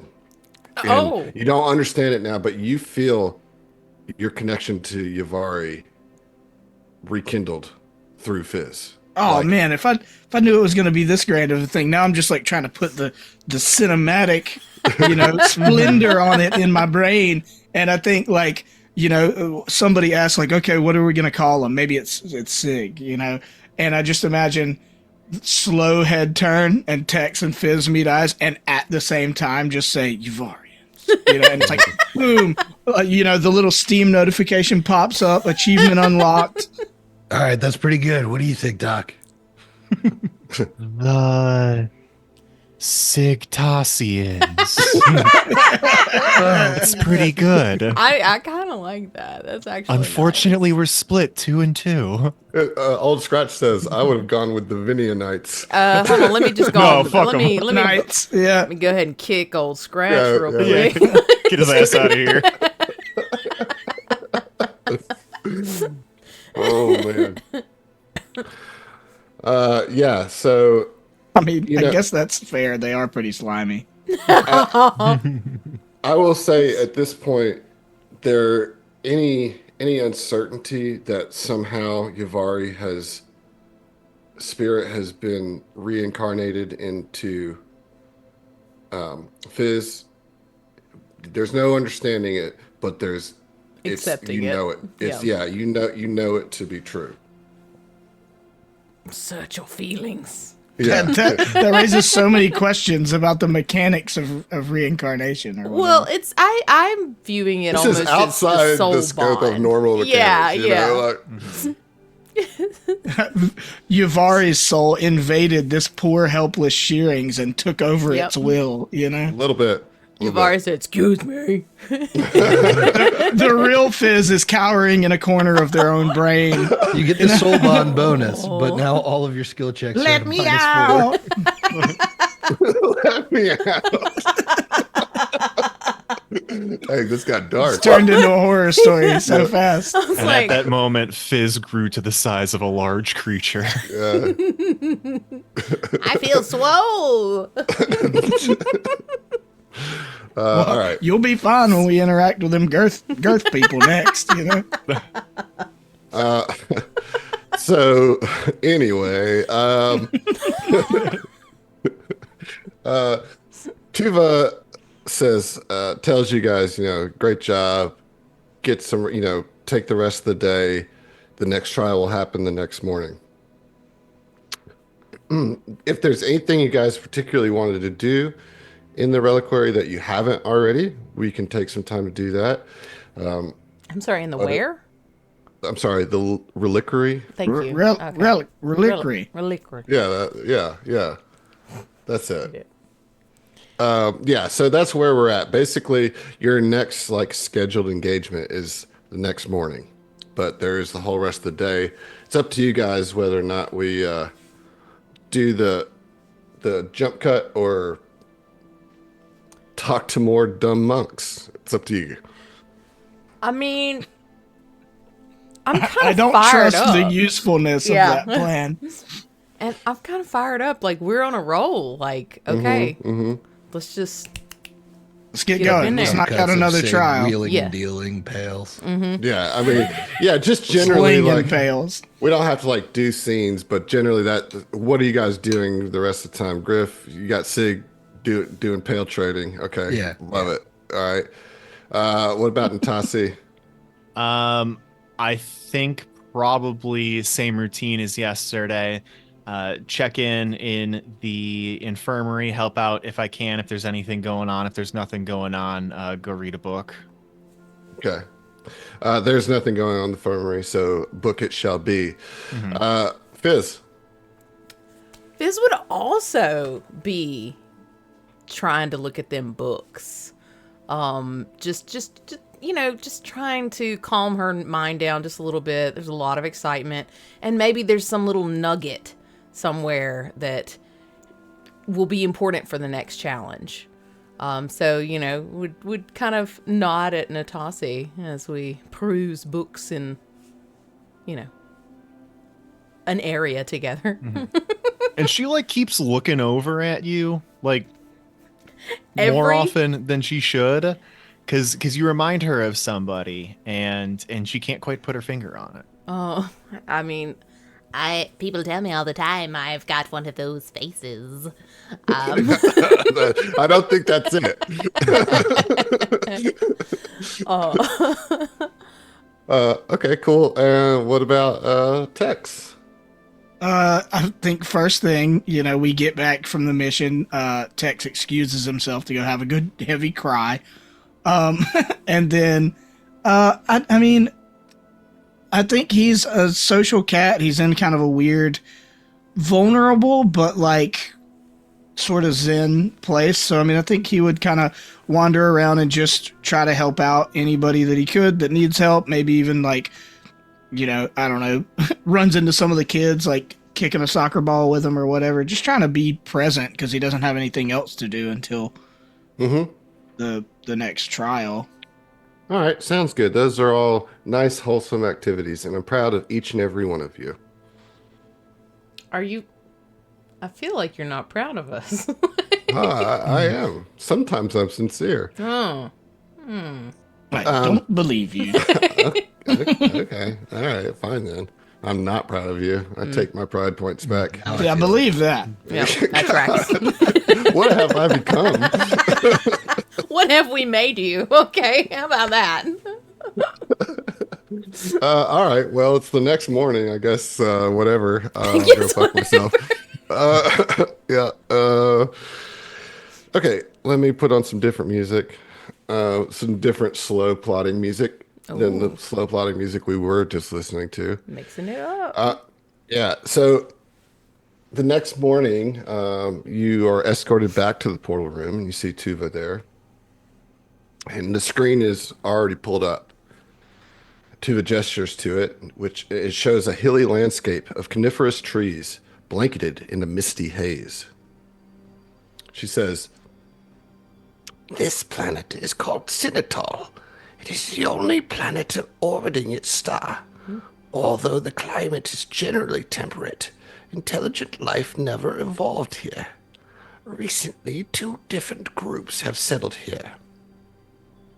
A contingent of Goran colonists and an assemblage of Noir miners. Unfortunately, the 2 haven't gotten along well, and a bloody conflict currently seems imminent. I want you to go and broker a peace treaty between the 2 groups. Find a way for both of them to coexist on the same planet. This solution has to be something they can both live with long term, or else they will be back to fighting as soon as you leave. This won't be easy, but Hylax often calls on us to solve difficult problems like this one. We will be watching you just as we did before to see how you do. Once again, you will have 12 hours to complete the trial. That's not much time, but it should be possible." I'm sorry, Adam. You said Gorans and who else? Noirs. Yeah, Oh, Noirs, okay. We got Groots and Minotaurs. Yeah, that's it. That's the best way to describe it. This is a good time. Yeah, Tuva kind of further elaborates about the task. She says the portal will take you to a clearing only a few dozen miles between 2 major settlements, one Goran and one Nuar. And that has kind of been the focal points of the group's disagreements. From her divinations and the monastery's scans, Tuva has gathered that the Nuar mining camp to the west has had some environmental effects on the Goran nursery to the east. But that the Nuars arrived on the planet first and feel that they have claim to the area. Neither side seems willing to pack up and find another planet to live on, but both do seem like they might be open to third-party negotiations to find some sort of treaty that will allow both to grow and spread across this planet. She suggests that you begin by contacting the Echo Depths Mine in the Winter Grace Nursery and ask them to send delegations to the clearing for a chance at peace. The abbot gives you permission to speak on behalf of Hylax herself. Oh. And finally, she emphasizes the importance of achieving long-lasting peace. Bullying the 2 sides into agreement is against the spirit of Hylax and is likely to fall apart once you leave. The Forever Reliquary, or Little Reliquary, will loan you 3 large pavilion tents to erect in the clearing. 1 central tent and then 2 private tents on either side, so you can have the delegations and private conversations. You are welcome to go through the portal now. You're welcome to talk amongst yourselves. You're welcome to use the library, but the 12 hours starts as soon as the portal opens. And this is your second trial. Well then, since... Sorry, go ahead. That's it. Go ahead. Since the trial doesn't start till we go through, I feel like we should just... It starts when the portal opened, so it has started now. Oh, well then, okay. Doesn't Sorry. matter. I was confused. I don't know. I had it backwards, I guess. Or either you said it wrong. I don't remember. But I was going to say let's do some preliminary research even before we go through the portal, because these are species that are known to exist already. Can we do... Go ahead. unpopular choice here.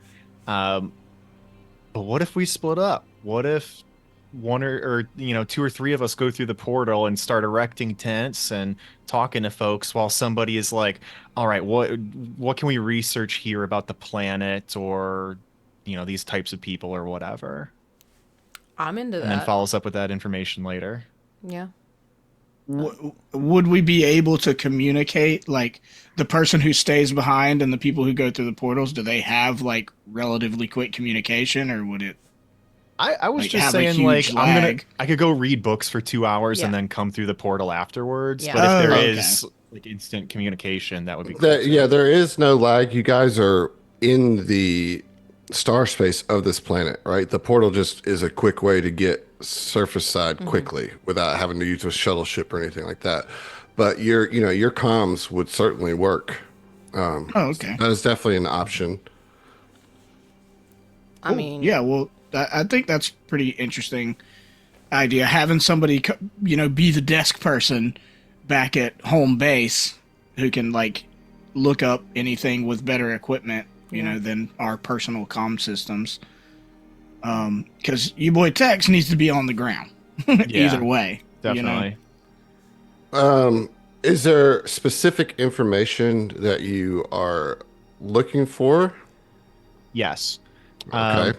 I think in my mind, the most important thing is learning about the planet first, because it could be as simple as just finding an alternate home for one of these people on the planet. Maybe there's a better place to mine or a better place to put the nursery. Yeah. And finding that out will give us the exact ammunition we need to just separate these people, and we can all move on with our lives. I'm also thinking of something, this may be a stretch, but like using the mining, what is that called? Like the stuff that they don't use from the mine, like maybe that can be used as some kind of like fertilizer or some kind of nutrient or something to help their nursery.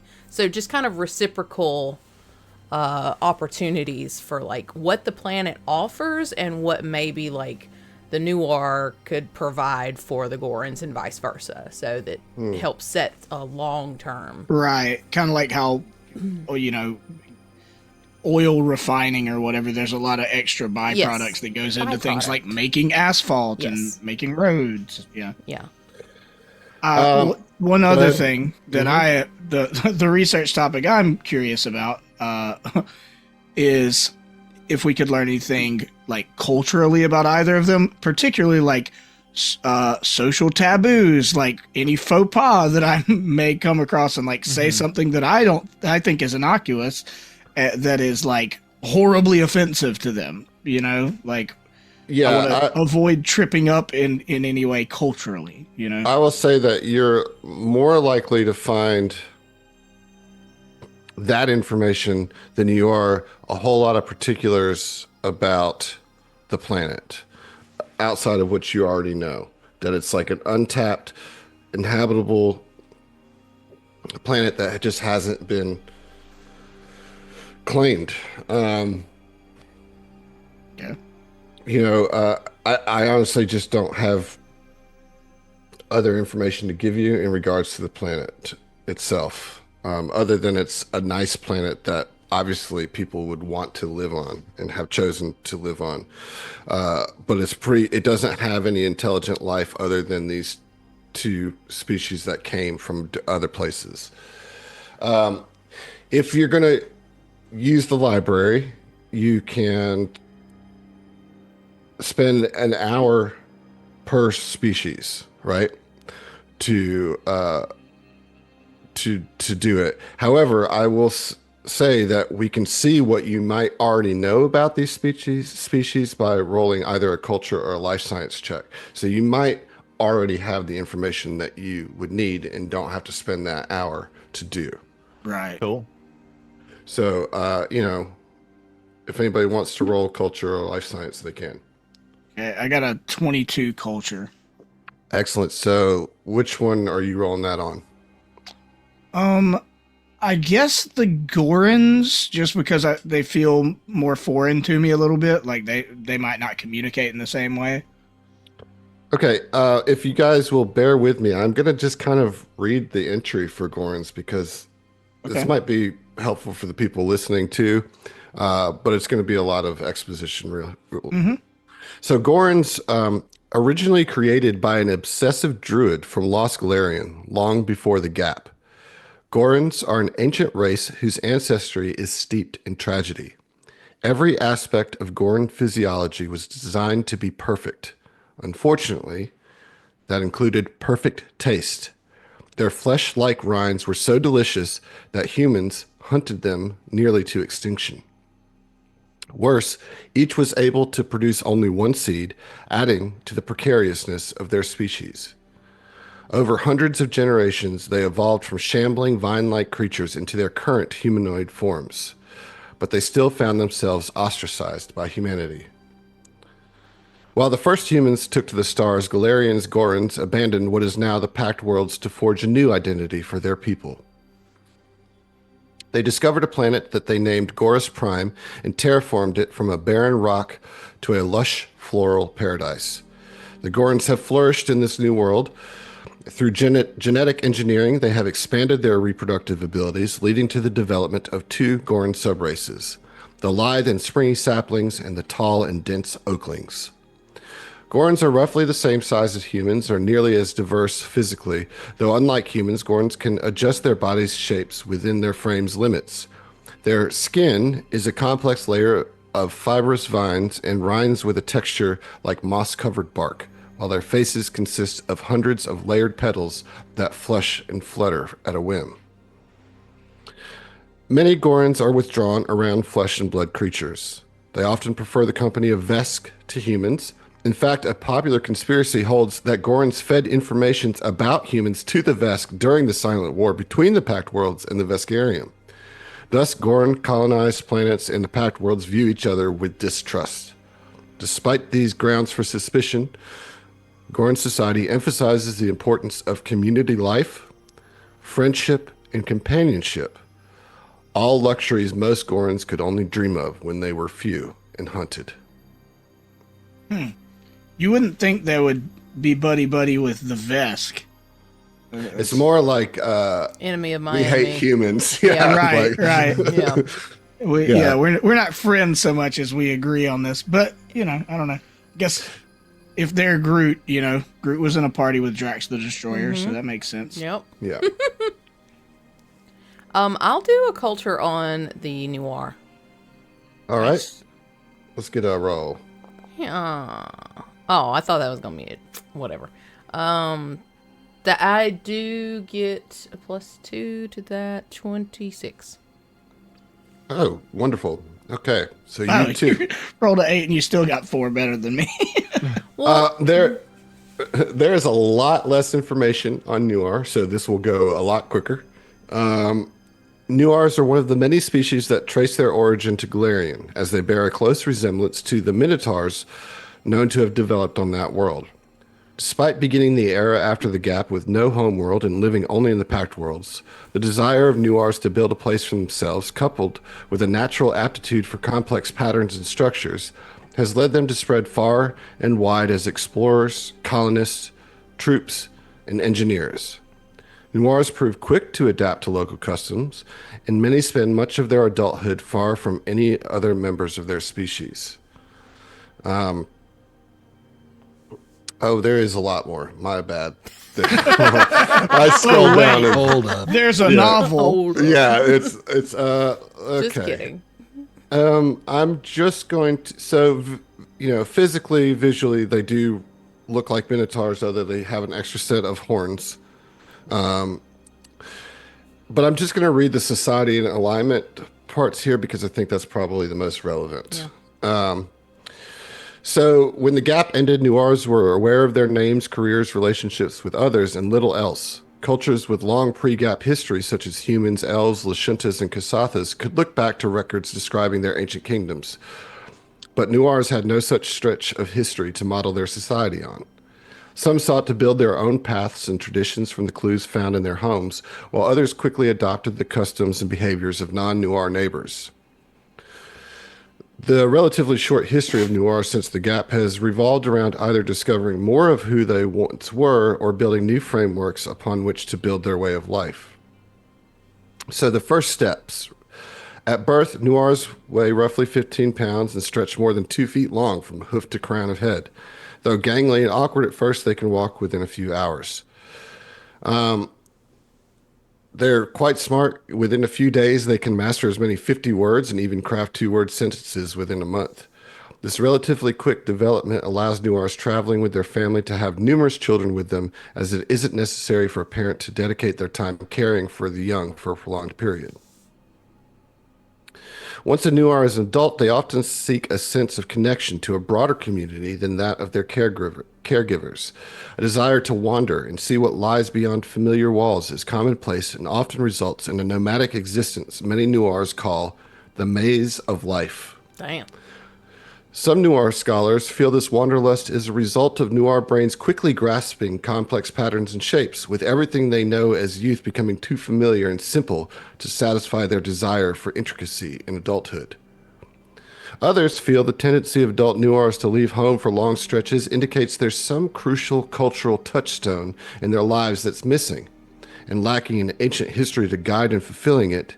Many Noirs become explorers in a subconscious desire to connect with the missing part of their culture. Well, not all Noirs leave their home as adults. The idea of the maze of life is a popular one. Growing originally from a personal legend, more than a century ago, Noirs often use it to refer to seeking a balance between what an individual wishes to do and what their circumstances require or allow them to do. That could be important. Anyone dissatisfied with their job or who wants to see sights on distant worlds or struggles to create art they enjoy is often said to be wandering the maze of life, and this is considered normal and acceptable as being part of an adult. Bruh, I want to be a Noir. Weren't you one for a little bit? Yeah, a little bit. Wink. I was gonna say earlier, you should have brought this character in as a Noir, so that then when we inevitably soul bond to replace Yuvari, Tex could be a literal cowboy. There you go. I mean, A bull next rider, time, you know? Next time for sure. For sure. One final interesting thing here. For many Noirs, the maze of life results in finding some other culture or settlement that speaks to them. Many Noirs enjoyed the aesthetics and traditions of places with strong orc and half-orc influences, including Apostate and places within the Vescarium where orcs have settled over generations since the drift became accessible. Why orcs? Did I just miss that? I think it's just... Fetish. Okay, I mean, Yeah, fine. yeah. Cool. Yeah. I get it. All right, so you definitely saved yourself an hour of research, and we all learned a little bit more about Starfinder and the species that populate it. I love it. At least a couple of them. I said a little more. Yeah, a little. Let's go. That's it's like they're both looking for community, and yet like they're actively fighting each other. Like, hi, here's your community. Just enjoy it. You're welcome. Yeah, well, I think that also, in retrospect, like, your comment about, like, can we find some common ground between the mining materials that could be reciprocally beneficial to the Gorians or whatever, like, that might be the perfect kind of solution where they can, like, have, different benefits from a shared industry or something like that. Well, there's a lot that you can find out once you get planet side. That's definitely something to consider. Your first step, of course, is that you have to convince both sides to let you guys serve as mediators. And you have to go through the portal. I guess that would be the very first step. But yeah, so let's take it down to the planet, shall we? All right. Sinatol is the name of the planet. And let's try this music and see if this is appropriate. Something a little different. So when you step through the portal, the air here is chilly and still, and the sun above peaks through a misty haze. Blue-green grass covers the ground, and conifer trees with bluish needles stand up to 20 feet tall, encircling the clearing. The distant sound of predatory birds echoes through the forest. There's your setting. Oh, okay. Hey, Yeah. notice the setting, everyone. This setting is set, man. This is different from where we just were a second ago. Is it weird that I got excited about the idea of like bluish, like pine trees, basically? I was like, oh, that's neat. Are them some coniferous trees? Conifers. Conifers. Okay, so you got these two factions. Which one you could split up here? Two could go one way, two could go the other. That might be risky. I don't know what you guys' diplomacy situation looks like across the party. I was gonna say let's figure out, because we know I've got diplomacy and charisma skills in general. Who else? Who's the best diplomacy person other than me? +10. The operative. What do you have? The operative, +10. yeah. Mine's only a +5. I got a +3, so it's not me. Okay.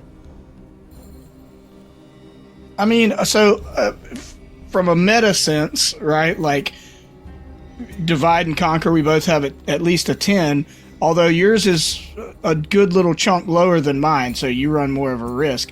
But from a non-meta perspective, I kind of love that just after having this sort of recognition of the soul bond, that then they're both going out and doing their sort of diplomatic leadership for Hylax. Yeah. I think that's pretty neat.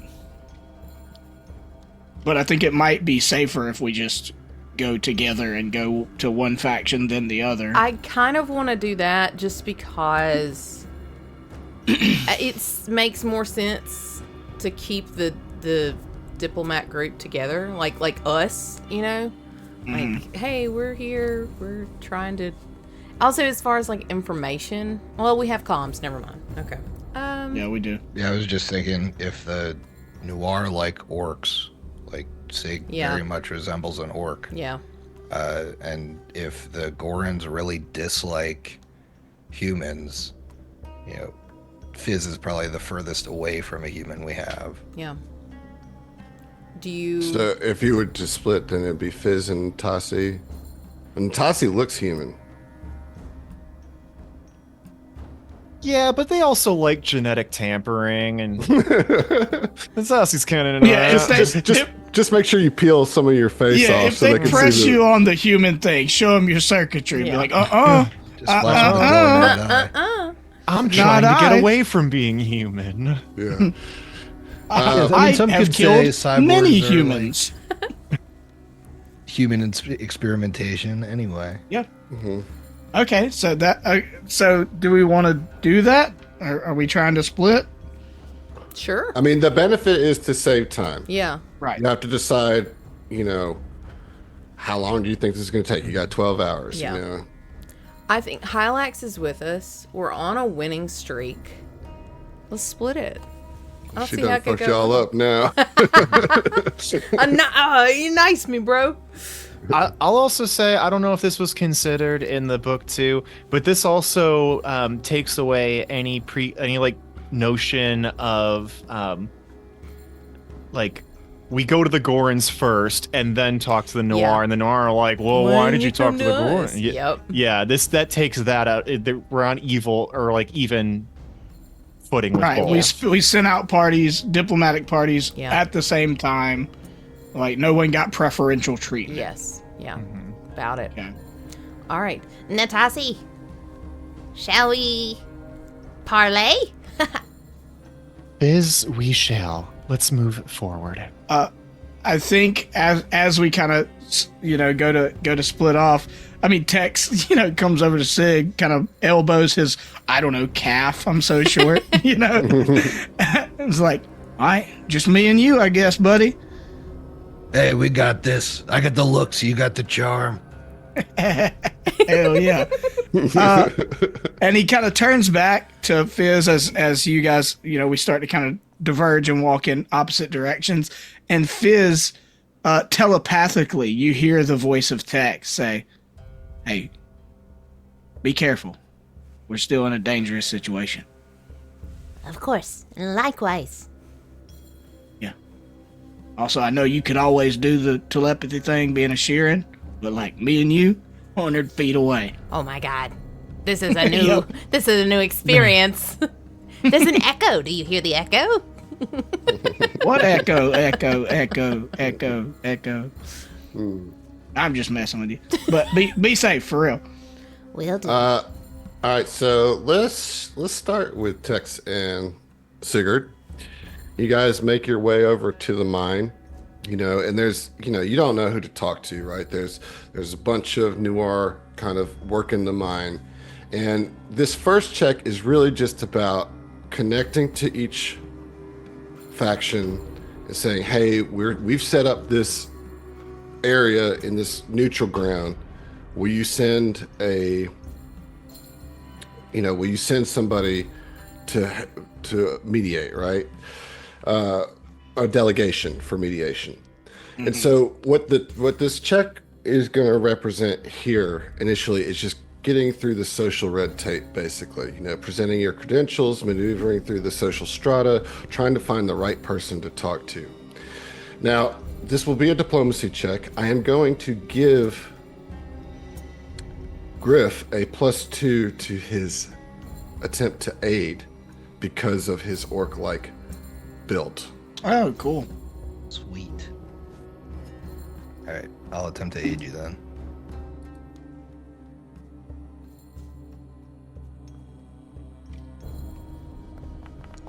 All right, what you got? I aid. Nice. Okay, so that's +2 from his aid. I rolled a 16, so 15 plus 15 is 31, 33. 33. Hell yeah. That is excellent. Excuse me. That is excellent. I said, fuck this red tape. In fact, it's so excellent that you are going to gain, please help me remember this, a +2 bonus to the final diplomacy check of this encounter when you guys present the whatever treaty you guys come up with to them. You're going to get a +2 because of how well you did this. And you get led to a female Noir who is dressed in kind of a slick black business long jacket and wears goggles. In fact, I have a picture. She's wearing a short skirt and a long jacket. Long jacket. I don't know. And she's like, well, yes, I will grab a few of my people and we will meet you at the mediation tent in 2 hours. We shall see you there. All right, that sounds great. And might I add, that is a smart jacket. Oh, yes. I love that. Yes, you can add that. Yes. Please do add that. In fact. Yes. Done. Fact, Already yes. added. Consider it added. Thank you. We'll see you there. I look forward to trying to come to some common ground. All right, Shan. Yeah. Mommy? Sorry. Moomy? Okay. So you guys successful. You guys can work your way back and start setting up the tents, and let's go over to Fizz and Natasi as they head to the nursery, to the Winter Grace nursery. And here you see some big greenhouses. And again, it's like a lot of Gorons all in their kind of bluish, greenish tinted skin. And you got to do the same thing. You got to work your way through here. So we'll need a diplomacy check. Quick question. Mm-hmm. That sensate thing, how long does it last and who has that? The serum that we got? Natasi has it. Yes, I have it. I am checking on that right now. Sorry. All right. It gives you a +1 bonus to life science and mysticism. Okay, never mind. Yeah. Okay, never mind. That's not going to do it. Cool then. Sorry, diplomacy? Yes, sure? but we're going to try to get the aid from Natasi first. Okay. Yep. And I have a +3 to this roll, so it's not impossible. Taking a little bit of a -1 with my negative charisma, but let's see what we got going on here. 9 on the die, 12 does the trick. That's all you need. All right. Okay, 14 on the die. That's going to be a 26 total. Actually, yeah. I gotta add this thing. 28. What thing? It's my cultural fascination. Sirens learn about new cultures and societies. +2 species bonus to culture and diplomacy checks. Just in general? I think so. That's my understanding. Well, that should already Swift be. action. That should already be included. Okay. Let's see here. No, it is not. Yeah, In fact, included. So 26 plus an 8 takes it to a 28. Yep. You too have succeeded very well with the Goran, so you will get a +2 bonus for the check with them at the end of these negotiations here. And you get led to a trio of Gorans. Small grove. Greetings. Oh, you get out. She comes back and is like, all right, so I messed up. I made a mistake. War. So I only have picture for one, but here is Immersion. Allison. And so Allison, Thrudir, and Zephyr, sorry, are the three that you meet. And they say, yes, we shall be there.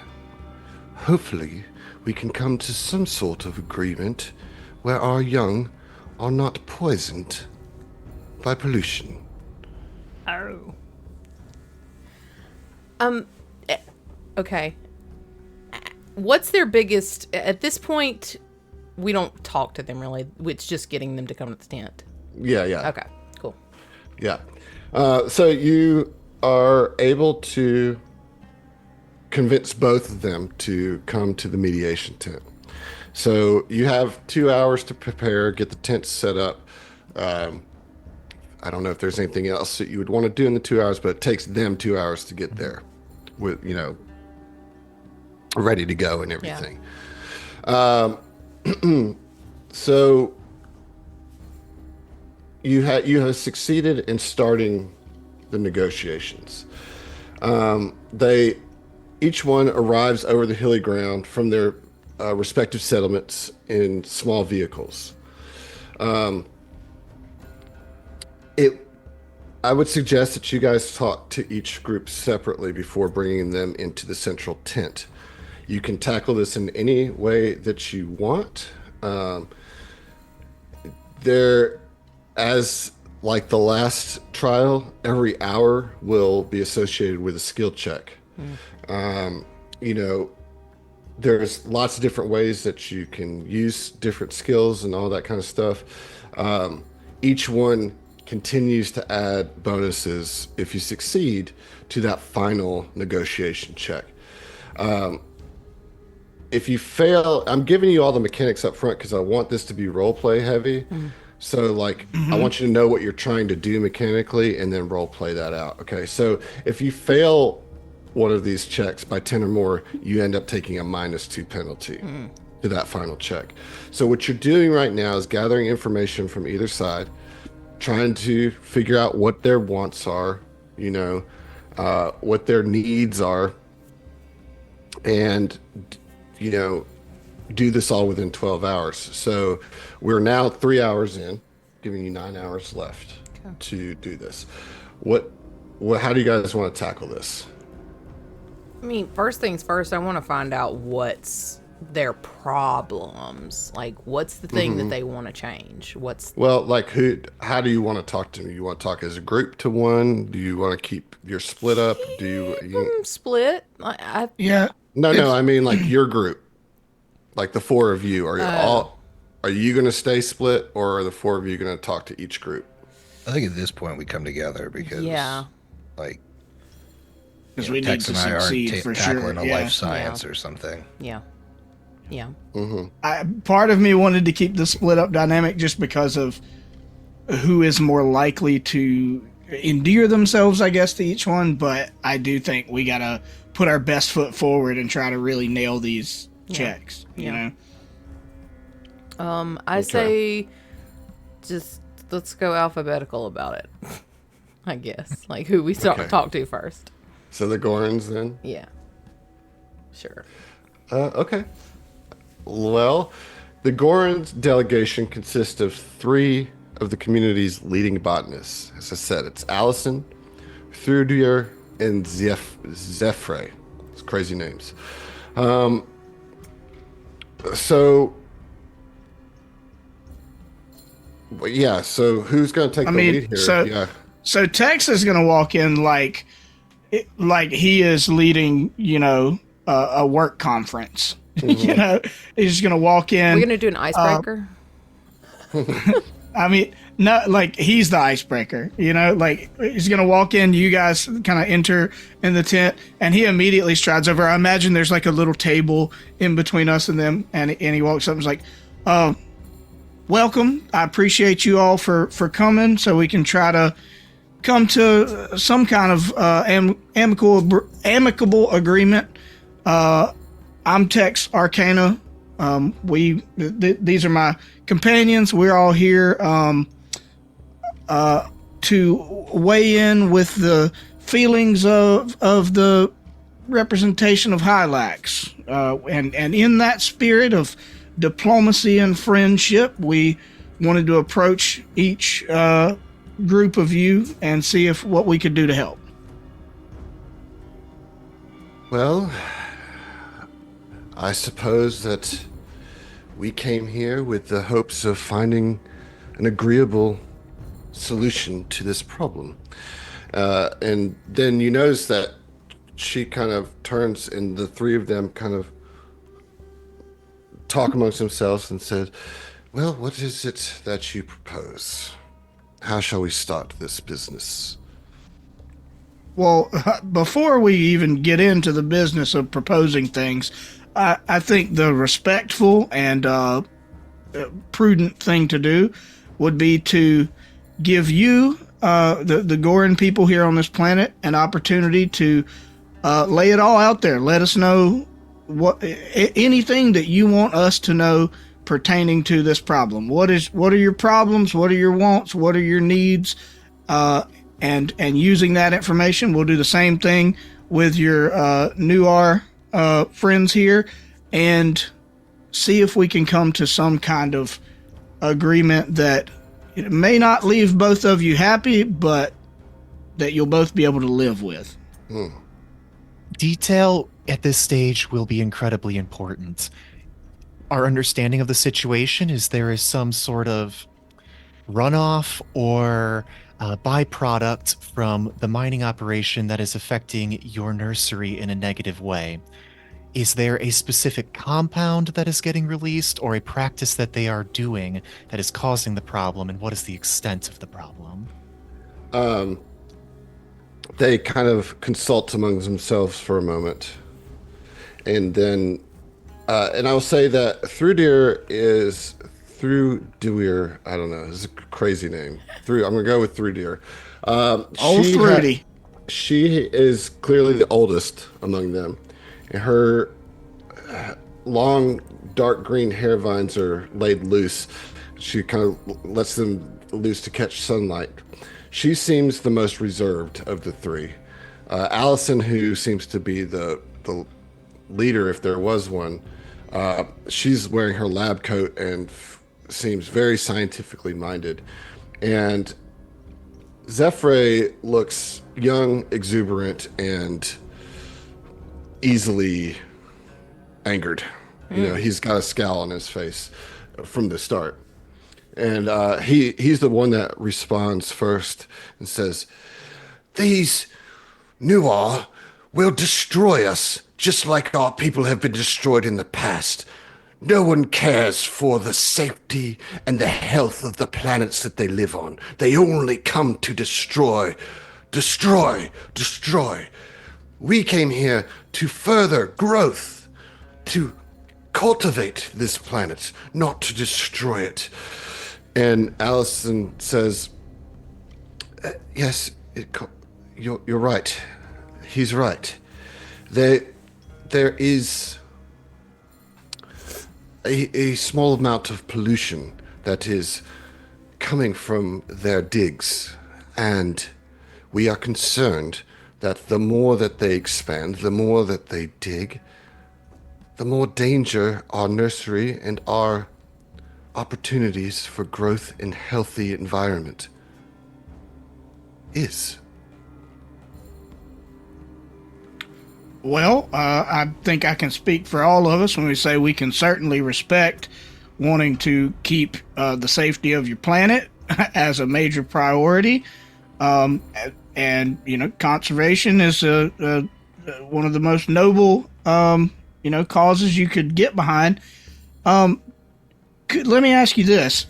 As far as the mining that the New are doing, do you know detailed information about what the processes of that mining are, or are you just dealing with the byproduct, so to speak? We do not presume to know what they are mining or what they are doing. We cannot answer that question. And then Thrudir stares up, like she kind of steps up. She says, "It is not our way to intrude on others' societies. We only want ethical and moral treatment of ours." And she's like saying this very calm, and very collected. And she really puts emphasis on the ethics of it, our principles have guided us to survival and then into a thriving population. We must hold dear to those. Yes, the pollution is a significant problem for us, but our way of life is what truly matters here.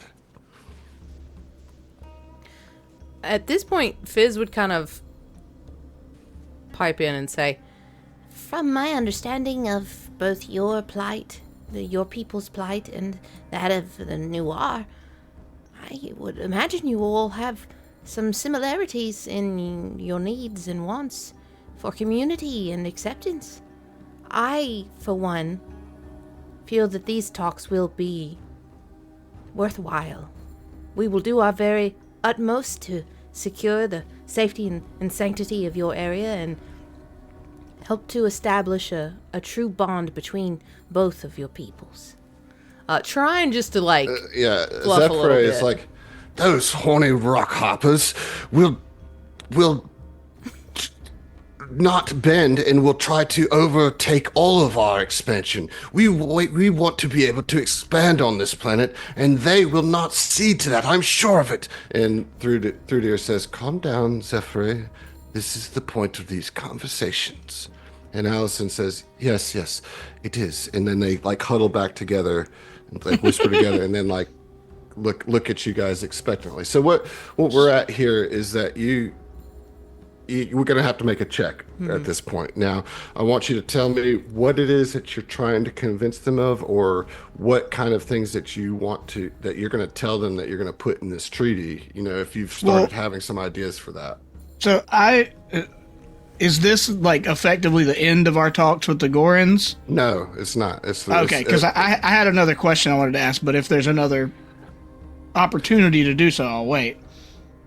I just, we're kind of in our first hour here, so there needs to be a check associated with this hour. So, Okay.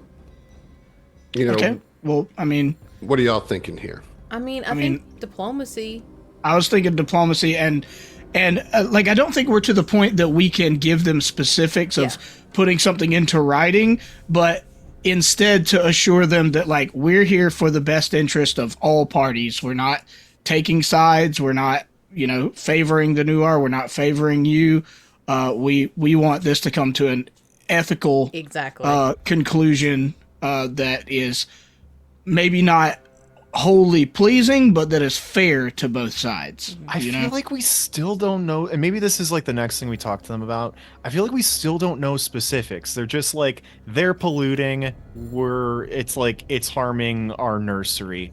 Okay, but like, are they dumping stuff in a specific river, or are they releasing a specific compound? It's proximity, right? So Uh-huh. like the Noirs feel like they have claim because they were there first. They were on the planet first, but not at this mining site first, but they were on the planet first. The Gorons built this nursery, and then the Noir came and found a mining site that was too close to the nursery, and it was causing there to be a conflict there. And now the conflict has escalated to, well, we both want to expand on this planet, and we're butting heads right here at this spot, you know, because nobody's at this point wants to budge. Well, that ties into the next question I wanted to ask. But, Okay. you want me to ask it or wait? Yeah, sure. Go ahead. Okay.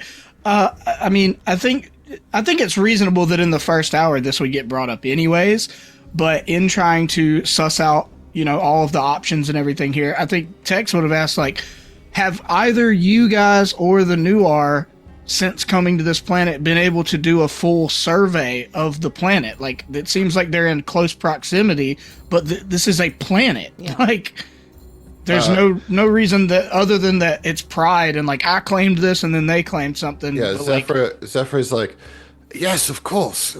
That's the whole point. They can move their mining operations to many other places. It doesn't have to be right here. This nursery is so important to our survival here and to our growth here. They should move. We should be allowed to expand. They can expand, but not encroach. There's a difference. Well, but it also seems to me that you guys don't know exactly what it is they're mining. It is possible that what they're mining at this site is an incredibly rare resource that they couldn't mine elsewhere. Oh, And so I you take their side. Is that No. it? No, I don't take either side, but I want everybody to think about this in each other's shoes, right? So, and you're probably not going to like me asking this, but I know you said the nursery is very important. I completely understand that. Is there something about this location that makes your nursery more effective? Is this a specific place you have to have your nursery, or is it just that you are already there and you could move but you don't want to? This is, again, not us picking sides, only trying to ascertain the most information we can to assist more appropriately. At this point, Allison speaks up. She says, the location of the nursery has been registered as the most likely for growth. It has rich soil. We already have our saplings rooted into the ground here. Uprooting them would kill them. Ah, Yes, that would be a problem. okay. That's valuable information. We needed to know. I think we need to go talk to the Noir, because otherwise, like, we're just kind of talking in circles until we figure out what they're doing, what's their side. Like, Well, I have a question. did you want us to roll? Go ahead. I'm sorry. Go ahead. Yeah, go ahead. Well, in class, our teacher was teaching us a little bit about economics, and I was just wondering, you know, besides growing your population, is there anything else you guys are doing, producing here? Are you creating goods to trade? Are you know, this is a civilization, and you guys want this planet. I assume you don't want to be here for the sole purpose of procreation. Oh, but we do. This is a colony mission. We are expanding our presence in the universe. We are taking back what was taken from us. Yes, we came here to colonize this planet. So nothing on this planet besides the soil you grow in is valuable to you? Everything on this planet is valuable to us. Well, as long as it furthers your desire to grow. Of course. Okay. well, so did you want us to roll to try to assure them that we're going to be on their side, or not on their side, but look out for their interest? So at this point, we'll say that this is just like your quick 15 of gathering information. What the roles are they are like literally you offering them things that they want to be in the treaty. You know what I mean? Like, so if you're not at a point to make those decisions yet, then we're not going to make a roll. Yeah. The roles are about like, hey, we hear what you want. Here's what we're going to try to put in. Their proposals. Yeah. Right. Okay, cool. Yeah, well, we're certainly not at a point to make a proposal yet. We're not going to kill their definitely gotta hear both kids. sides. Other than that, no. We'll see. we haven't heard the noir side of the story. We've got 9 Could be hours. really valuable Like, lore, guys. Yeah. Let's head over to their tent. We rip up their children to make strong bows. Yes. Okay, we can head over to their tent. I'm sorry, I have to go to the restroom. I will be right back, so you guys can talk about what you're thinking right now. Awesome. Thank God we finally got rid of him. No. Oh, yeah. This guy. Ooh. Yeah, I don't know. I mean, I just don't think we're at the point where we're ready to make promises, politically without at least hearing the basics of the other side. Our only promise is that we're trying. That's it. Yeah, thus far, yeah. For the noir, I think, like... Sig? You wanna... What do you want me to do? Arm wrestle? Yeah, just get up in there. If it gets to that point where they're like, because that's the thing too, is we don't know what we're going into. So it may be that the Noir are one of those barbarian societies or whatever, where the Viking type societies where it's like, you've got to display strength to us before we'll take you seriously. They're also very intelligent though. So I kind of think that a Sigurd Natasi led... I just don't have the skill checks for it. For sure. Right. I think what this is eventually going to boil down to is the Noir don't really have a culture of their own that they're 100% sure of. These guys very clearly do. So, how do you...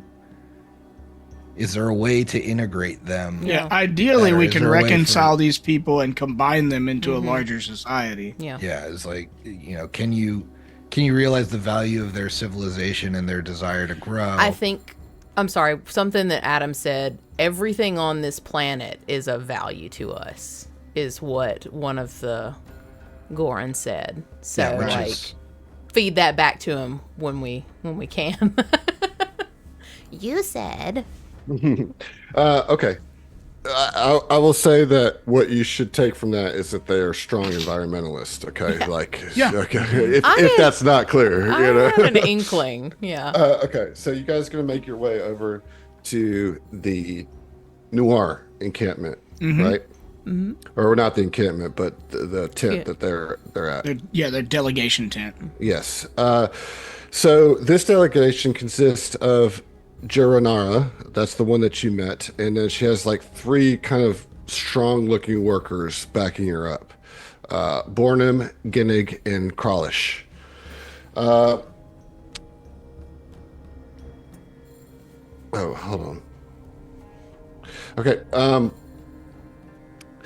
you have sussed out that the mine is Noir-owned and operated. That claimed mining rights to Senatol after discovering it was rich in valuable minerals. That's what you know just on the surface. Janara herself is dressed in a temp weave business suit. She looks a bit uncomfortable in said suit. But she's occasionally pulls out her collar because The other 3 Noirs that are with her all wear slightly battered ringwear under heavy-duty coats. It's pretty clear that Geronara is in charge here. And Yeah, so as you walk in, they're like, "Yes, okay, welcome. We are here. We're here to Yep. talk." Thank you. Appreciate the warm welcome. It's a pleasure to meet you. I'm Tex Arcana. These are my traveling companions here, and I want to assure you, just like we did the Gorans, we are here to hear out both sides, figure out what your problems are, what your wants and needs are, and try to come to some kind of amicable agreement so that this source of hostility doesn't escalate. Anyways, I'm Tex, and he extends a hand to shake the, I imagine, very large Nuar hand. Yeah, it like kind of hurts when she shakes your hand, but she doesn't break it, but comes close. You know, it says, "Well, what do you propose?" I propose that we spend a little bit of time first nailing down the details. Could you kind of give us the rundown of your side of this problem? I know you guys have a mine going on that the Gorans have taken umbrage with some of the byproducts of the mine. Could you tell me anything more about that operation? The minerals here are extremely valuable, and I was the captain of the starship that brought the first wave of miners here. And it was never a problem. We never attacked them. We have no problem with the Gorans, but we've spent a pretty penny on this mine. And the amount of investment, well, we are pot committed, as they say.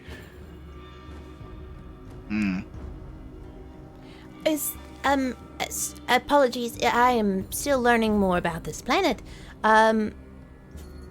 You said that the planet itself is rich in minerals. Is there a particular reason? Is there a particular reason that you must expand towards the Goran nursery? Had nothing to do with the Goran nursery. We just scanned a rich deposit of these minerals in this area, and we do not plan on digging neath the surface of where their younglings are planted.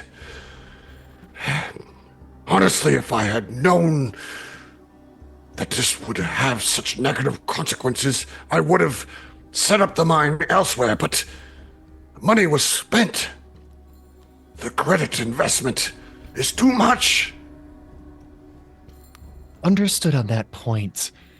We just got back from speaking with the Goran delegation. You spoke with them first? We spoke with both of you at the same time, and then we conducted discussions with both of you individually before bringing you together. We need to hear the story in both of your words individually before coming to any sort of agreement or consensus. You must see the logic in that. Of course. What they had to say is that they don't have any umbrage with you being here in principle, or even in principle your mining operations. It's the pollution generated by said mining operations.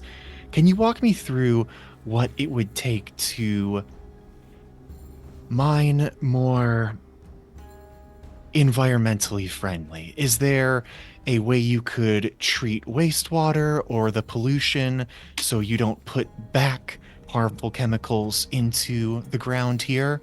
Or is this an impossibility given the nature of your mining operation?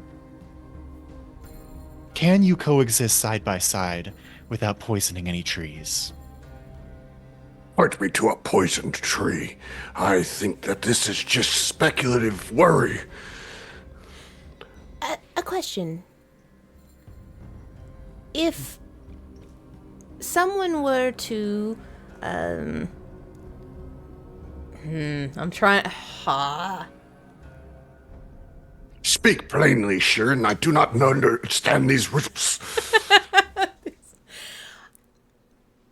It is very important that this planet maintain its ecological balance for the Gorans, and I imagine as highly intelligent creatures as you are, that you would also want to maintain that balance. Of course, these minerals are part of an ecological structure that we do not want to upset so that they can continue to grow. We are not Abadar Core. We are not Edge Core. We are Noir, and we care.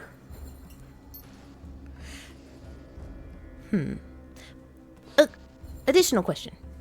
If it is majority cost prohibitive for you to move the mining operation, is there a figure that you would need in order to actually do this?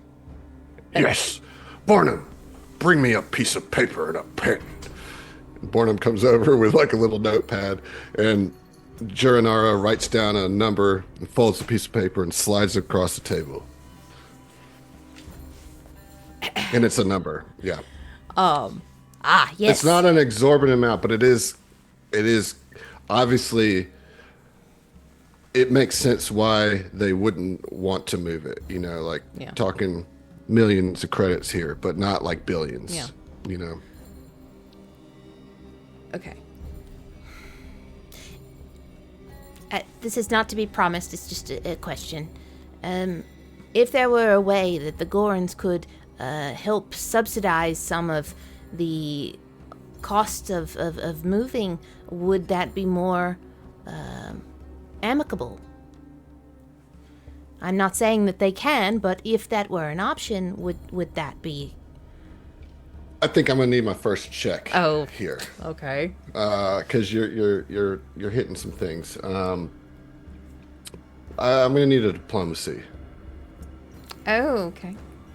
Now, you know. I mean, can I be involved with this? Yeah, I mean, you can roll it with, you know, like you're as a group doing this, so like, you can roll it as text, like, but just tell me what you're saying as far as this positioning, this line of thought to kind of help sell it. Yeah, well, I mean, for one, he started the whole conversation with saying, like, we're trying to take everyone's best interests to heart here. Mm-hmm. And so he's not necessarily the details guy, the very technical guy. He's the face, right? So he's relying on Natasi and on Fizz to kind of figure out the technical operations of the things while, you know, trying to repeatedly assure them that, like, we're not bought by the Gorons. We don't have a vested interest in either side. We just want to try to make this as equitable and as positive for either of your peoples as can be, so that maybe, you know, you can go from being rivals with some animosity to living peacefully and helping each other out here on this planet. Yeah, so he'll kind of say, or she'll kind of say back, if the Gorons can help compensate for the financial loss in some form or fashion, we're interested in trade. Hell, this mineral that we produce can be compounded into a fine glass that might be useful for them. But that is great information. But they would have to be responsible for the compensation of us moving this operation.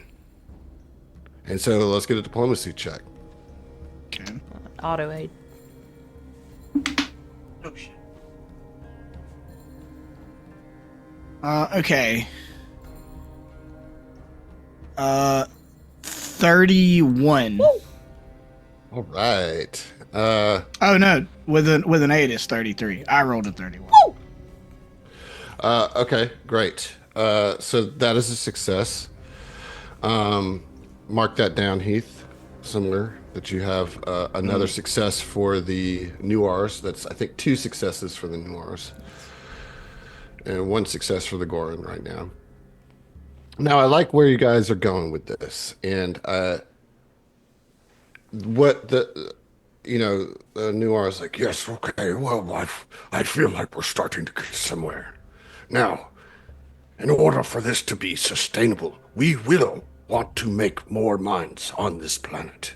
We will do what we can to minimize the environmental impact. As I said, we understand the ecology that creates these minerals, but we do not want to have any further confrontations or problems with these Gorons as we continue to expand our mining operations. Perhaps if you've done a survey, you may know the likely place of your next several mines. We could go back to the Gorons as well and see where they think more nurseries might be suitable, and we could find the places that don't intersect. Mm-hmm. All right, so this could call for a roll as well. So this is to kind of contain some provisions that would allow the Noir to expand their operations. You know, based on what you've said, we can get that done with an engineering or a physical science check. I would love to help, but I cannot. I'm sorry. Get up there, Fizz. I'm also thinking about other stuff too. You said engineering Or physical yeah, science. engineering's Yeah. higher, so yeah, and I still get my extra +1, right? Mm-hmm. Okay. That's a 30. Dirty 30. Dirty 30. That is another success in the Noir column. Well, I like where we're heading here. I think perhaps we could find some sort of accord, but you will have to convince those stuffy environmentalists to budge a bit. We will do our absolute best. We want to bring you together. And she would kind of like repeat her same thing to the Noir that she said to the Gorons. Like, you know, y'all both have been running and trying to find your place. Like, Why not find your place together? You got more in common than you have different. If we're being Perhaps. honest. Can you tell us a little bit more about the glass Yeah. that these minerals can synthesize? It makes a very strong and transparent, like reflective, enhances the sun, almost like magnifying glass. It can be tempered to any transparency. And for all their loving of growing, perhaps, Super greenhouses. yes. But they would have to be okay with the reality of us digging resources out of the ground. But perhaps that may speed their growth. Perhaps. And perhaps I- they would be a little bit more open to allowing you to continue to dig beneath their feet if, say, for example, one of their council members could sit on an advisory capacity with you all. Whoa, you do too much. you go to Waza. Bite your tongue. No, I mean, Yeah. that's actually a pretty good idea. Look, I was thinking the same thing, or at least a similar thing. Now, if we go to the Gorons and express that, you know, you guys are willing to try to work this out, but you want the right to expand and do more mining. I mean, one option is having a Goron leader figure be on an advisory committee. But have you also considered, or would you be amenable to, allowing some of the Gorons, particularly scientists or engineers, could they come and survey some of your mines and maybe try to help you guys come up with a way to reduce the waste byproducts, or to make that a more environmentally friendly process? Because they might have some knowledge you don't possess. Sorry, possess. I said possess. My I country's liked coming in. it. I liked it.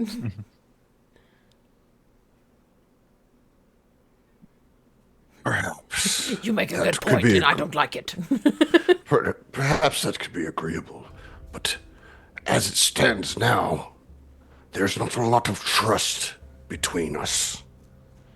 Perhaps at the treaty table, something like this can be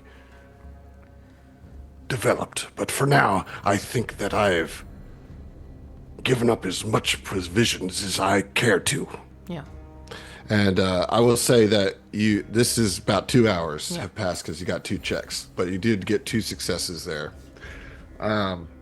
If you want to press that now, you can. That would be another hour spent. So, you can press it. It'd be a diplomacy roll to press that as an additional provision. But that's more likely a provision for the Gorons than it is for the Noir. We haven't gotten anything really with the Gorons yet. We need to go back. Wait, and- wait. I think the what do you important mean? thing there isn't necessarily that we signed them up to have a Goron advisor. It's that they may be open to that. Yes. So that's a card we can play with the Gorons. With the Gorons, Yes. right. Yeah. Well, and that was more my thought is like, aside from it making the Gorons feel better because they're involved, like they legitimately might have some, Yeah. technical know-how that the Noir don't. Yeah.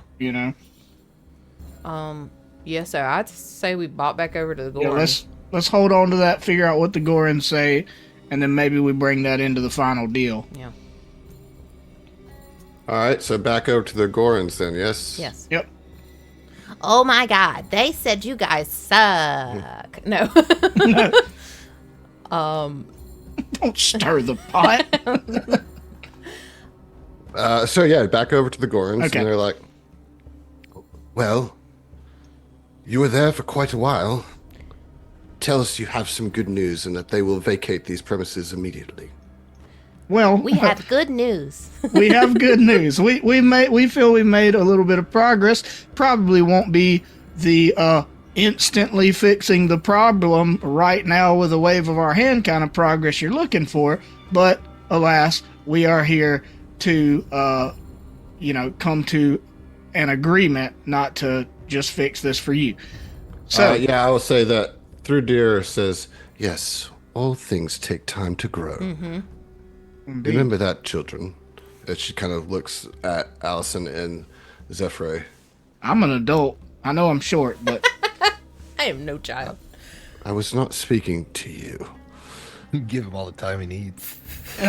tough crowd. So, look, here's the deal. The Noir, these mining resources are very valuable to them. They don't want to give up that because they've sunk a considerable amount of financial investment into this. However, we want you guys to come to an agreement together and maybe work on this together. So we were wondering if there was any way that we could reduce the amount of pollution or the effect on the environment.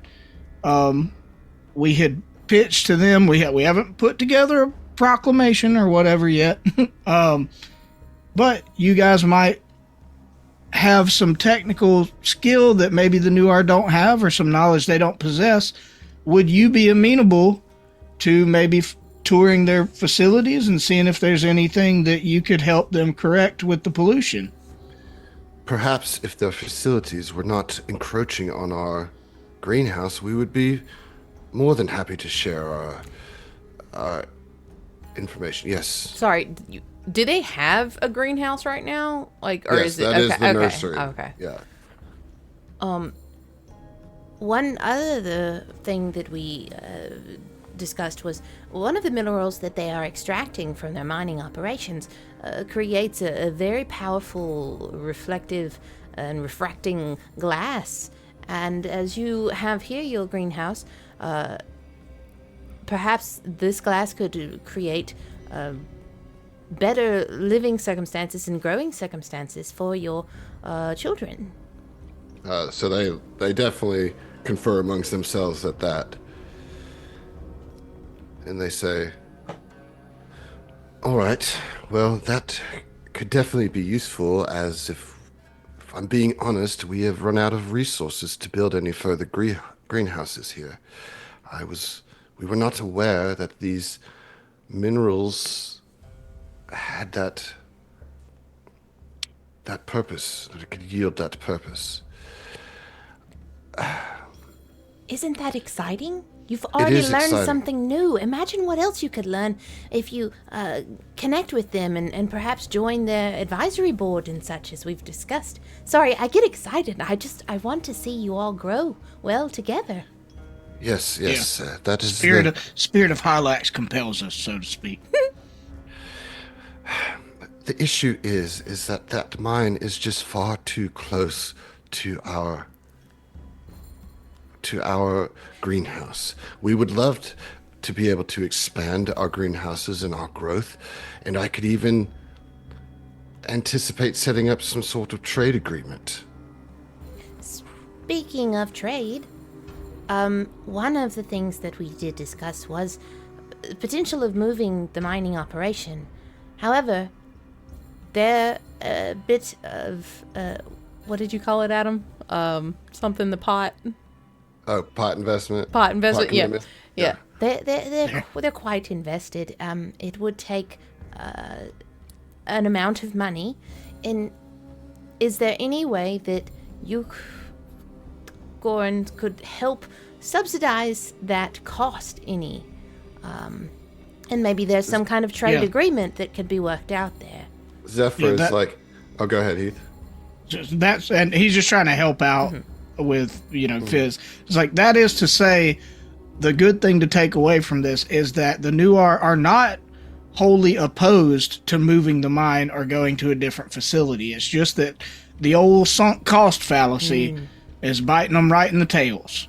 So they've sunk so much money into it that for them to feasibly, financially be able to move that to a different focus in a different location, they can't afford to do it by themselves. So if you want them to move that badly, that's kind of one of your best options, is if you could help offset the costs and subsidize it, they might agree to move.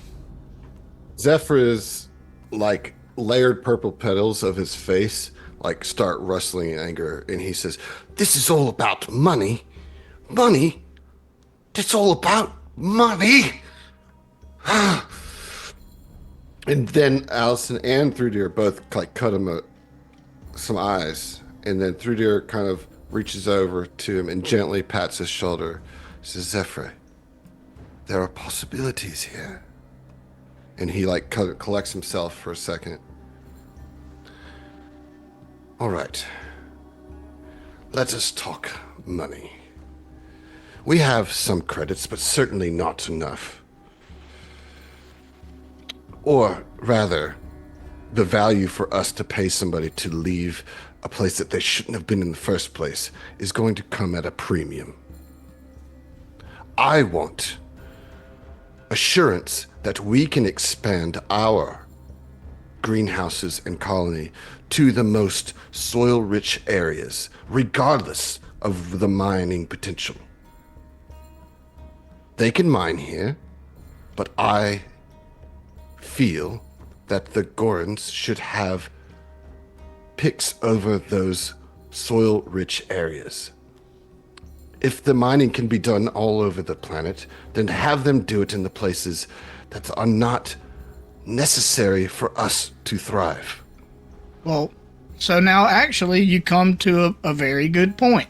We discussed a similar thing with the Nuar in terms of looking for places where they want to do mining compared to places that you want to put your nurseries, and trying to avoid overlap. So they actually provided us with some information as to where they're looking for expansion. So we can make that work. If your goal is to truly be able to find a situation where you can find those places of avoiding overlap so that we don't cause these problems, this is probably pretty doable. But if your goal here is to get preferential treatment and say that we get first dibs, you're going to make it more difficult for yourself.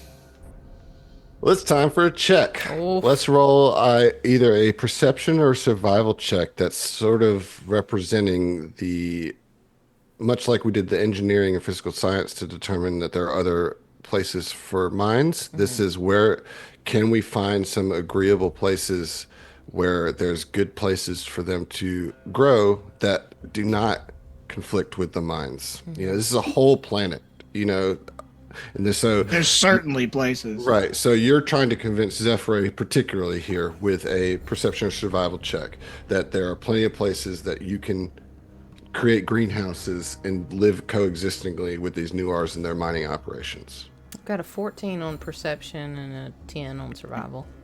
I And got I can't 15s even in roll both. it. Ooh, nice. I've got Yeah. 12 perception, 5 survival. Percepts then, and Yeah. you roll, and we aid. Well, That'd be pretty cool. Can I have more than one aid? That'd be One pretty aid. dope. One aid. you aid. you get an aid. How about that? All right. You just have. I it. want Sig's aid. Sig aids for free. All right.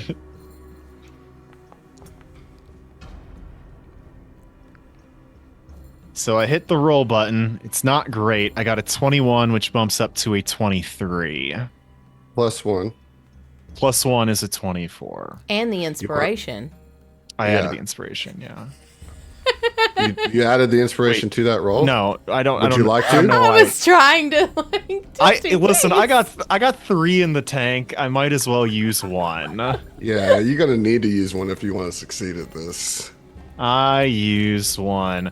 And Tassi's looking at these charts and she just can't figure it out. Sig's pointing at stuff and she's like, "All right, cool." Then all of a sudden, That looks like dirt. Hey, there's dirt over there. their place is fingers lousy touch with in the dirt. middle on one big dirt patch. Yeah. It's like that's the one. That's The one. mother load. All right, that is a success, a strained success, but a success nonetheless. So Heath, if you'll add another success in the Gorin. Okay. All right. Now Zephyr seems appeased for now, but you have the other two. Have you sussed out what the other two are wanting here? I mean, it seems like one of them is just wanting to rage against the machine. Well, that's the one you just. That's the That's guy the we one. just appeased. Yeah. Oh, okay. Well then, You have the Allison. lead scientist and the older Gorin. Yeah, I want to know what Allison's deal is. Like, she's the lead scientist. Like, and I'm just gonna throw this out there. Like, Perhaps there are additional minerals and research opportunities that you could find and work with the Noir on.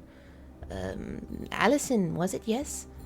Yes. Let me ask you. I may have missed this. Have you mentioned the idea of one of them being on a advisory Oh, yeah. council? I literally was just about to support with that. Yeah.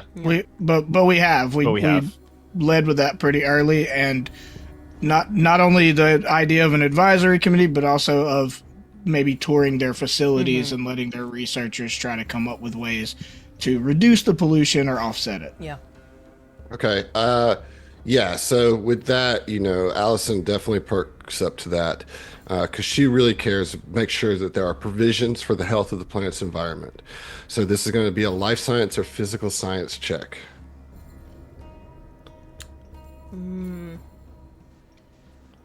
13 on Nice. both. 11 on life. All I right. could do support. Support then. Let's Support. do life.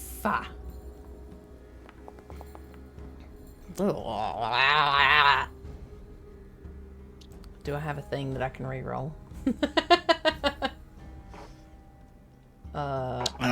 If this was potentially going to do damage to you for failing, I could help you reroll, but it's Sure. I thought you did have. I thought have you did have them. communalism. Yes, once Oh, per there you day, go. as long as Oh an yeah, ally- then you can reroll. Yes, I would like to re-roll because that was a 6 and it sucked. And I'm gonna throw my inspiration on there, my last one. Okay. Life. Be cool, man. All right, slightly cooler. All right, so that's gonna be 24 plus the extra one, it's 25, and then your aid is 27, and then my inspiration is 29. All right, that is a success. Oh, Go thank ahead and add it on there. All right, so just to account for time at this point, we're at 7 hours now, and there is one more opportunity here with the Gorons with Thrudir. which I will remind you for the sake of time here that they are ethics concerned. And basically, what they're looking for is some assurance that peace is actually peace. Yeah. You know what I mean? Like that Gorans, for all their anger at this, are a community-based species, and that she does not want to lose that. Yeah. And she is kind of excited at the idea of finding a coexistence here. So this is going to be straight up diplomacy. Okay. Okay. I aid. I mean, does she say something to us, or you just want to roll? Just what we've been discussing, I Yeah, think. yeah, based on the conversations you've had thus far, that's where you're at. Well, but her concern in this matter is aggression, like No. actually being peaceful, or am I misunderstanding? I think It is that it's about- peace has to be a part of this treaty, Yeah. right? So, like the non-aggression clause or something. yeah, and like in that coexistence is more than just coexistence. Yeah. It's community. Yeah. You know what I mean? Yeah. Like that they're We're not just surviving here, we're thriving here as a group. yes. Yeah. Okay. All right. So I aid, so Okay. go to town, my duder. Okay. 30 with your aid, 32. Nice. Okay. That is another success. All right, so we're at 10 hours. We got 2 hours left to wrap this thing up. I want you guys to give me the basic outline of what the treaty that you're going to propose to the two groups once you get them in the tent. Okay. Easy peasy. So we're gonna propose that these jokers work together. I mean, for one, like one of the big stipulations was allowing the Gorans to either have an advisory person or let their people go tour their facilities and try to work hand in hand with the Nuar for the pollution problem. They've got to have a non-aggression pact, essentially. We're not going to fight each other over this conflict, and they are going to, with our help initially, but then for themselves in the future, they're going to work together to look at what are their goal locations and how can they avoid overlapping them so that we don't have problems like this in the future. Right? That's kind of the big stuff to my mind. The Gorans are going to subsidize moving the mine. And and they're going to help pay for the mine to get this particular mine to get moved, but in the future we'll try to avoid mines and nurseries existing close together in the first place. And perhaps that subsidy is in the form of Traded. Trading initial agreement. monetary payment or trading for the ore for glass. Yep. Yep. Okay. So you guys go to the central tent, and both delegations come in, both kind of posturing a little bit, looking at the others up and down, but calm. And Tex is at the center table with this treaty drafted out, his companions behind him offering support.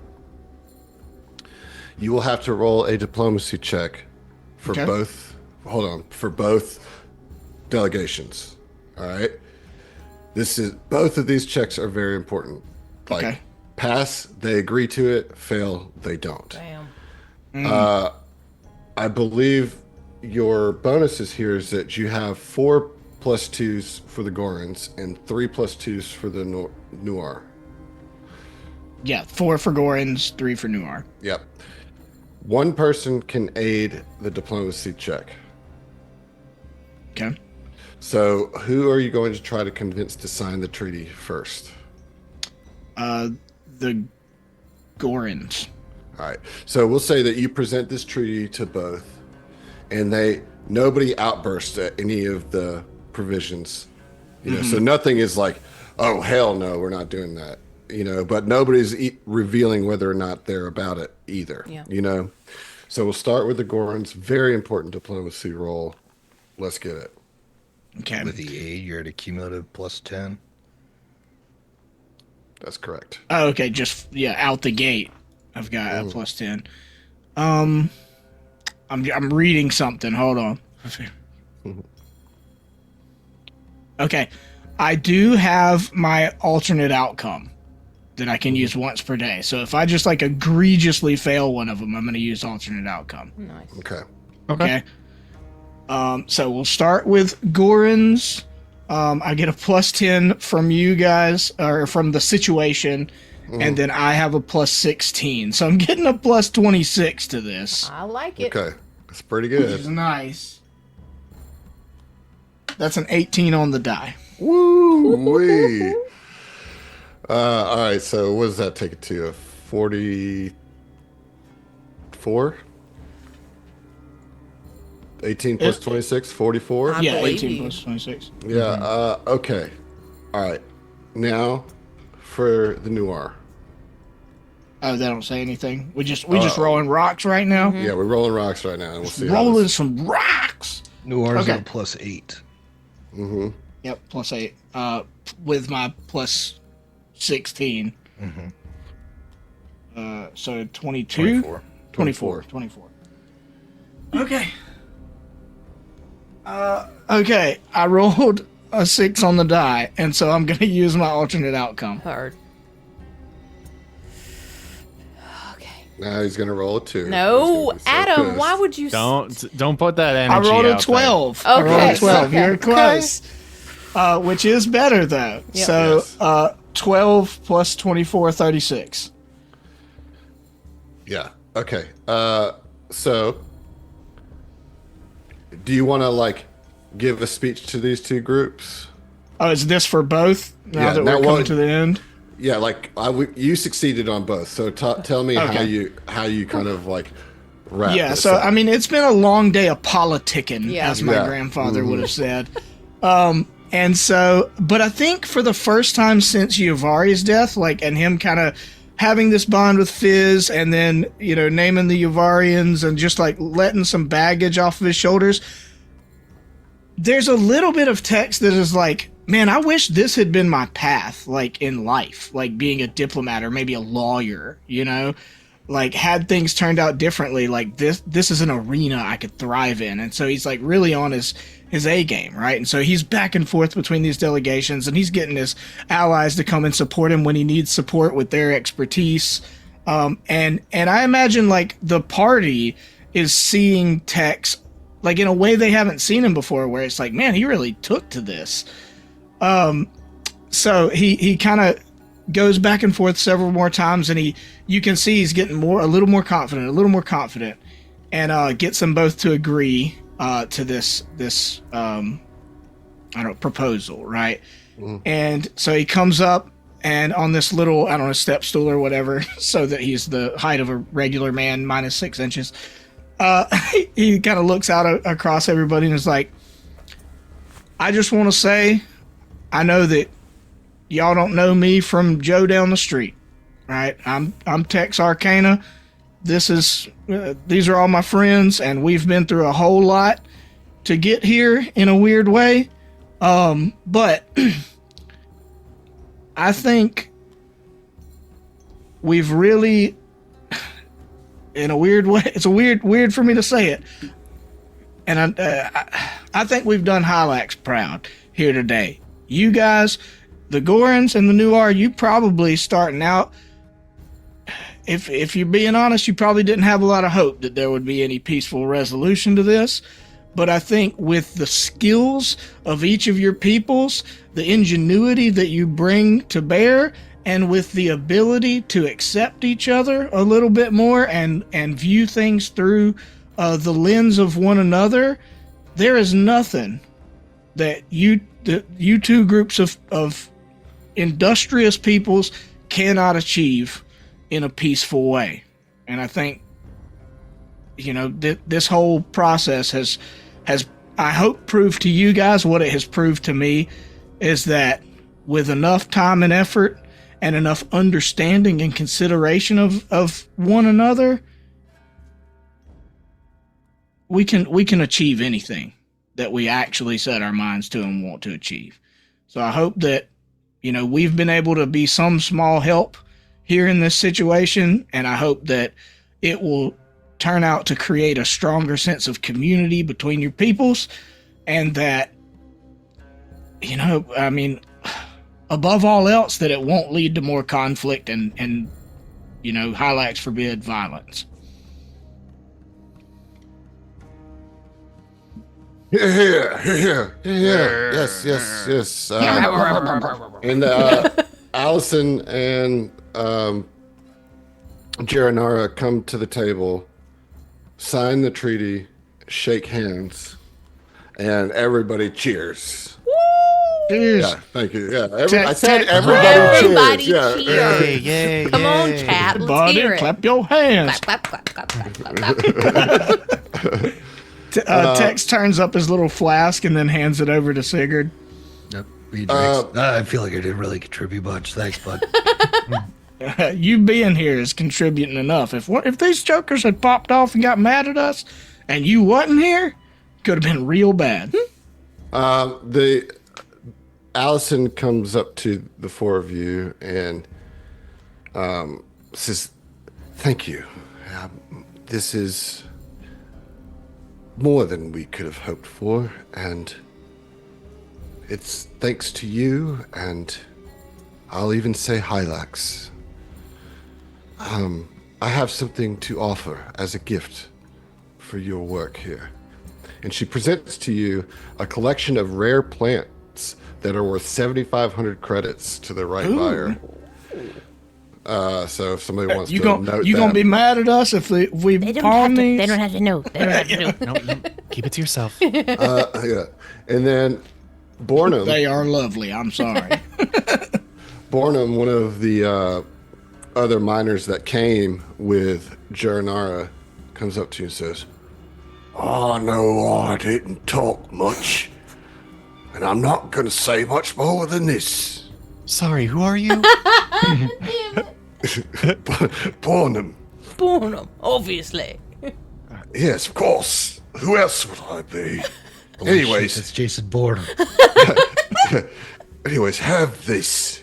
It's my custom maze core, which is a noir-specific item, which is actually a hybrid item. Maze cores are combining two different items together into one thing. So this is a weapon that is both, at the same time, a Red Star plasma rifle and a Red Star plasma Dushko. Holy shit! How do? This is amazing, and it breaks my brain a little. But god dang it, I can't wait to see Sigurd use that thing. Fine. Yeah, so that thing right there. basically allows you to have those both like in Ready hand to go. without having to change weapons. So there's that. Okay. That's so cool. Yeah. Yeah. I just smushed them together. So you guys return after another successful trial. Tuva is once again beside herself with pride and happiness, and now everybody is cheering and kind of yelling to you guys, "It is Hylax chosen! It is Hylax chosen! Bless up! Bless up! Bless up. Bless up. And you guys have Got a little shearing on you there. yeah. And you guys have a party there the next day, right? Celebrating your success there, in preparation for your third and final trial. And so the next morning, you're again taken to the portal room for one last trial. And Tuva wiggles her extremities with nervous excitement as the screen displays a jungle landscape of tall, broad-leafed trees. In the distance, huge dinosaurs munch on the foliage at the base of a smoking volcano. Tuva explains, "The final trial is one of protecting the innocent." And she looks pretty pointedly at Sigurd at this point. He's like, "I got this." While we always look to diplomacy first, sometimes words are not enough, particularly when the lives of the defenseless are at stake. But it is important to remember that we do not fight for glory or for fame. We simply must place ourselves between the innocent and that which would harm them. In this test, you will hopefully not have to fight your charges, but you will have to assist the 4 creatures that are in grave danger, though they don't know or understand your intents. And we'll stop it there. Oh, okay. Come on, Adam. Just one more challenge. we You got fast this. forwarded through the whole. We were going to do a whole episode of just the party that they had. That's additional That's the content. STF tradition. You know. We Is are, do a party episode. we are not going to do We that are because not. we're trying to finish this so Griffin can celebrate his party of a child. That's happened. Yeah. We're going to skip a celebration for another celebration. Yeah. That Wow. seems like a lateral move at best. Paid celebration. Now all the people at home won't hear all about our characters hooking up and ripping lines of coke. You know. Oh, man. Maybe next Shame. week's next I'll do some episode's toot now. banter. Yeah. Listen, you guys, great job on what can be often a difficult situation. You know, like trying to role play diplomatic things and weird spaces and all that kind of stuff. You guys did a great job. I really appreciate you guys digging in. We've got one more trial here, and then we are looking down the barrel of the end of this book, folks. I'm excited. I think that this is going to be the last one for this year. We've got the holidays coming up, but we'll dig in January, and come hell or high water, we are going to finish this by the first week of March. So if we got to do some marathon sessions, we got to do some marathon Oh, sessions. no. But I think that we are well on track to do it, and I hope you guys are having a good time with this book. It's very different from anything that we've done so far, and I hope that you're enjoying it. So, Man, I enjoyed doing this diplomacy stuff so much. It made me, in the middle of doing it, I was like, man, I want to play War for the Crown right now. Texas come a long way from Robin Banks. Yep. That's for sure. yeah, that's That's for true. sure. Yeah.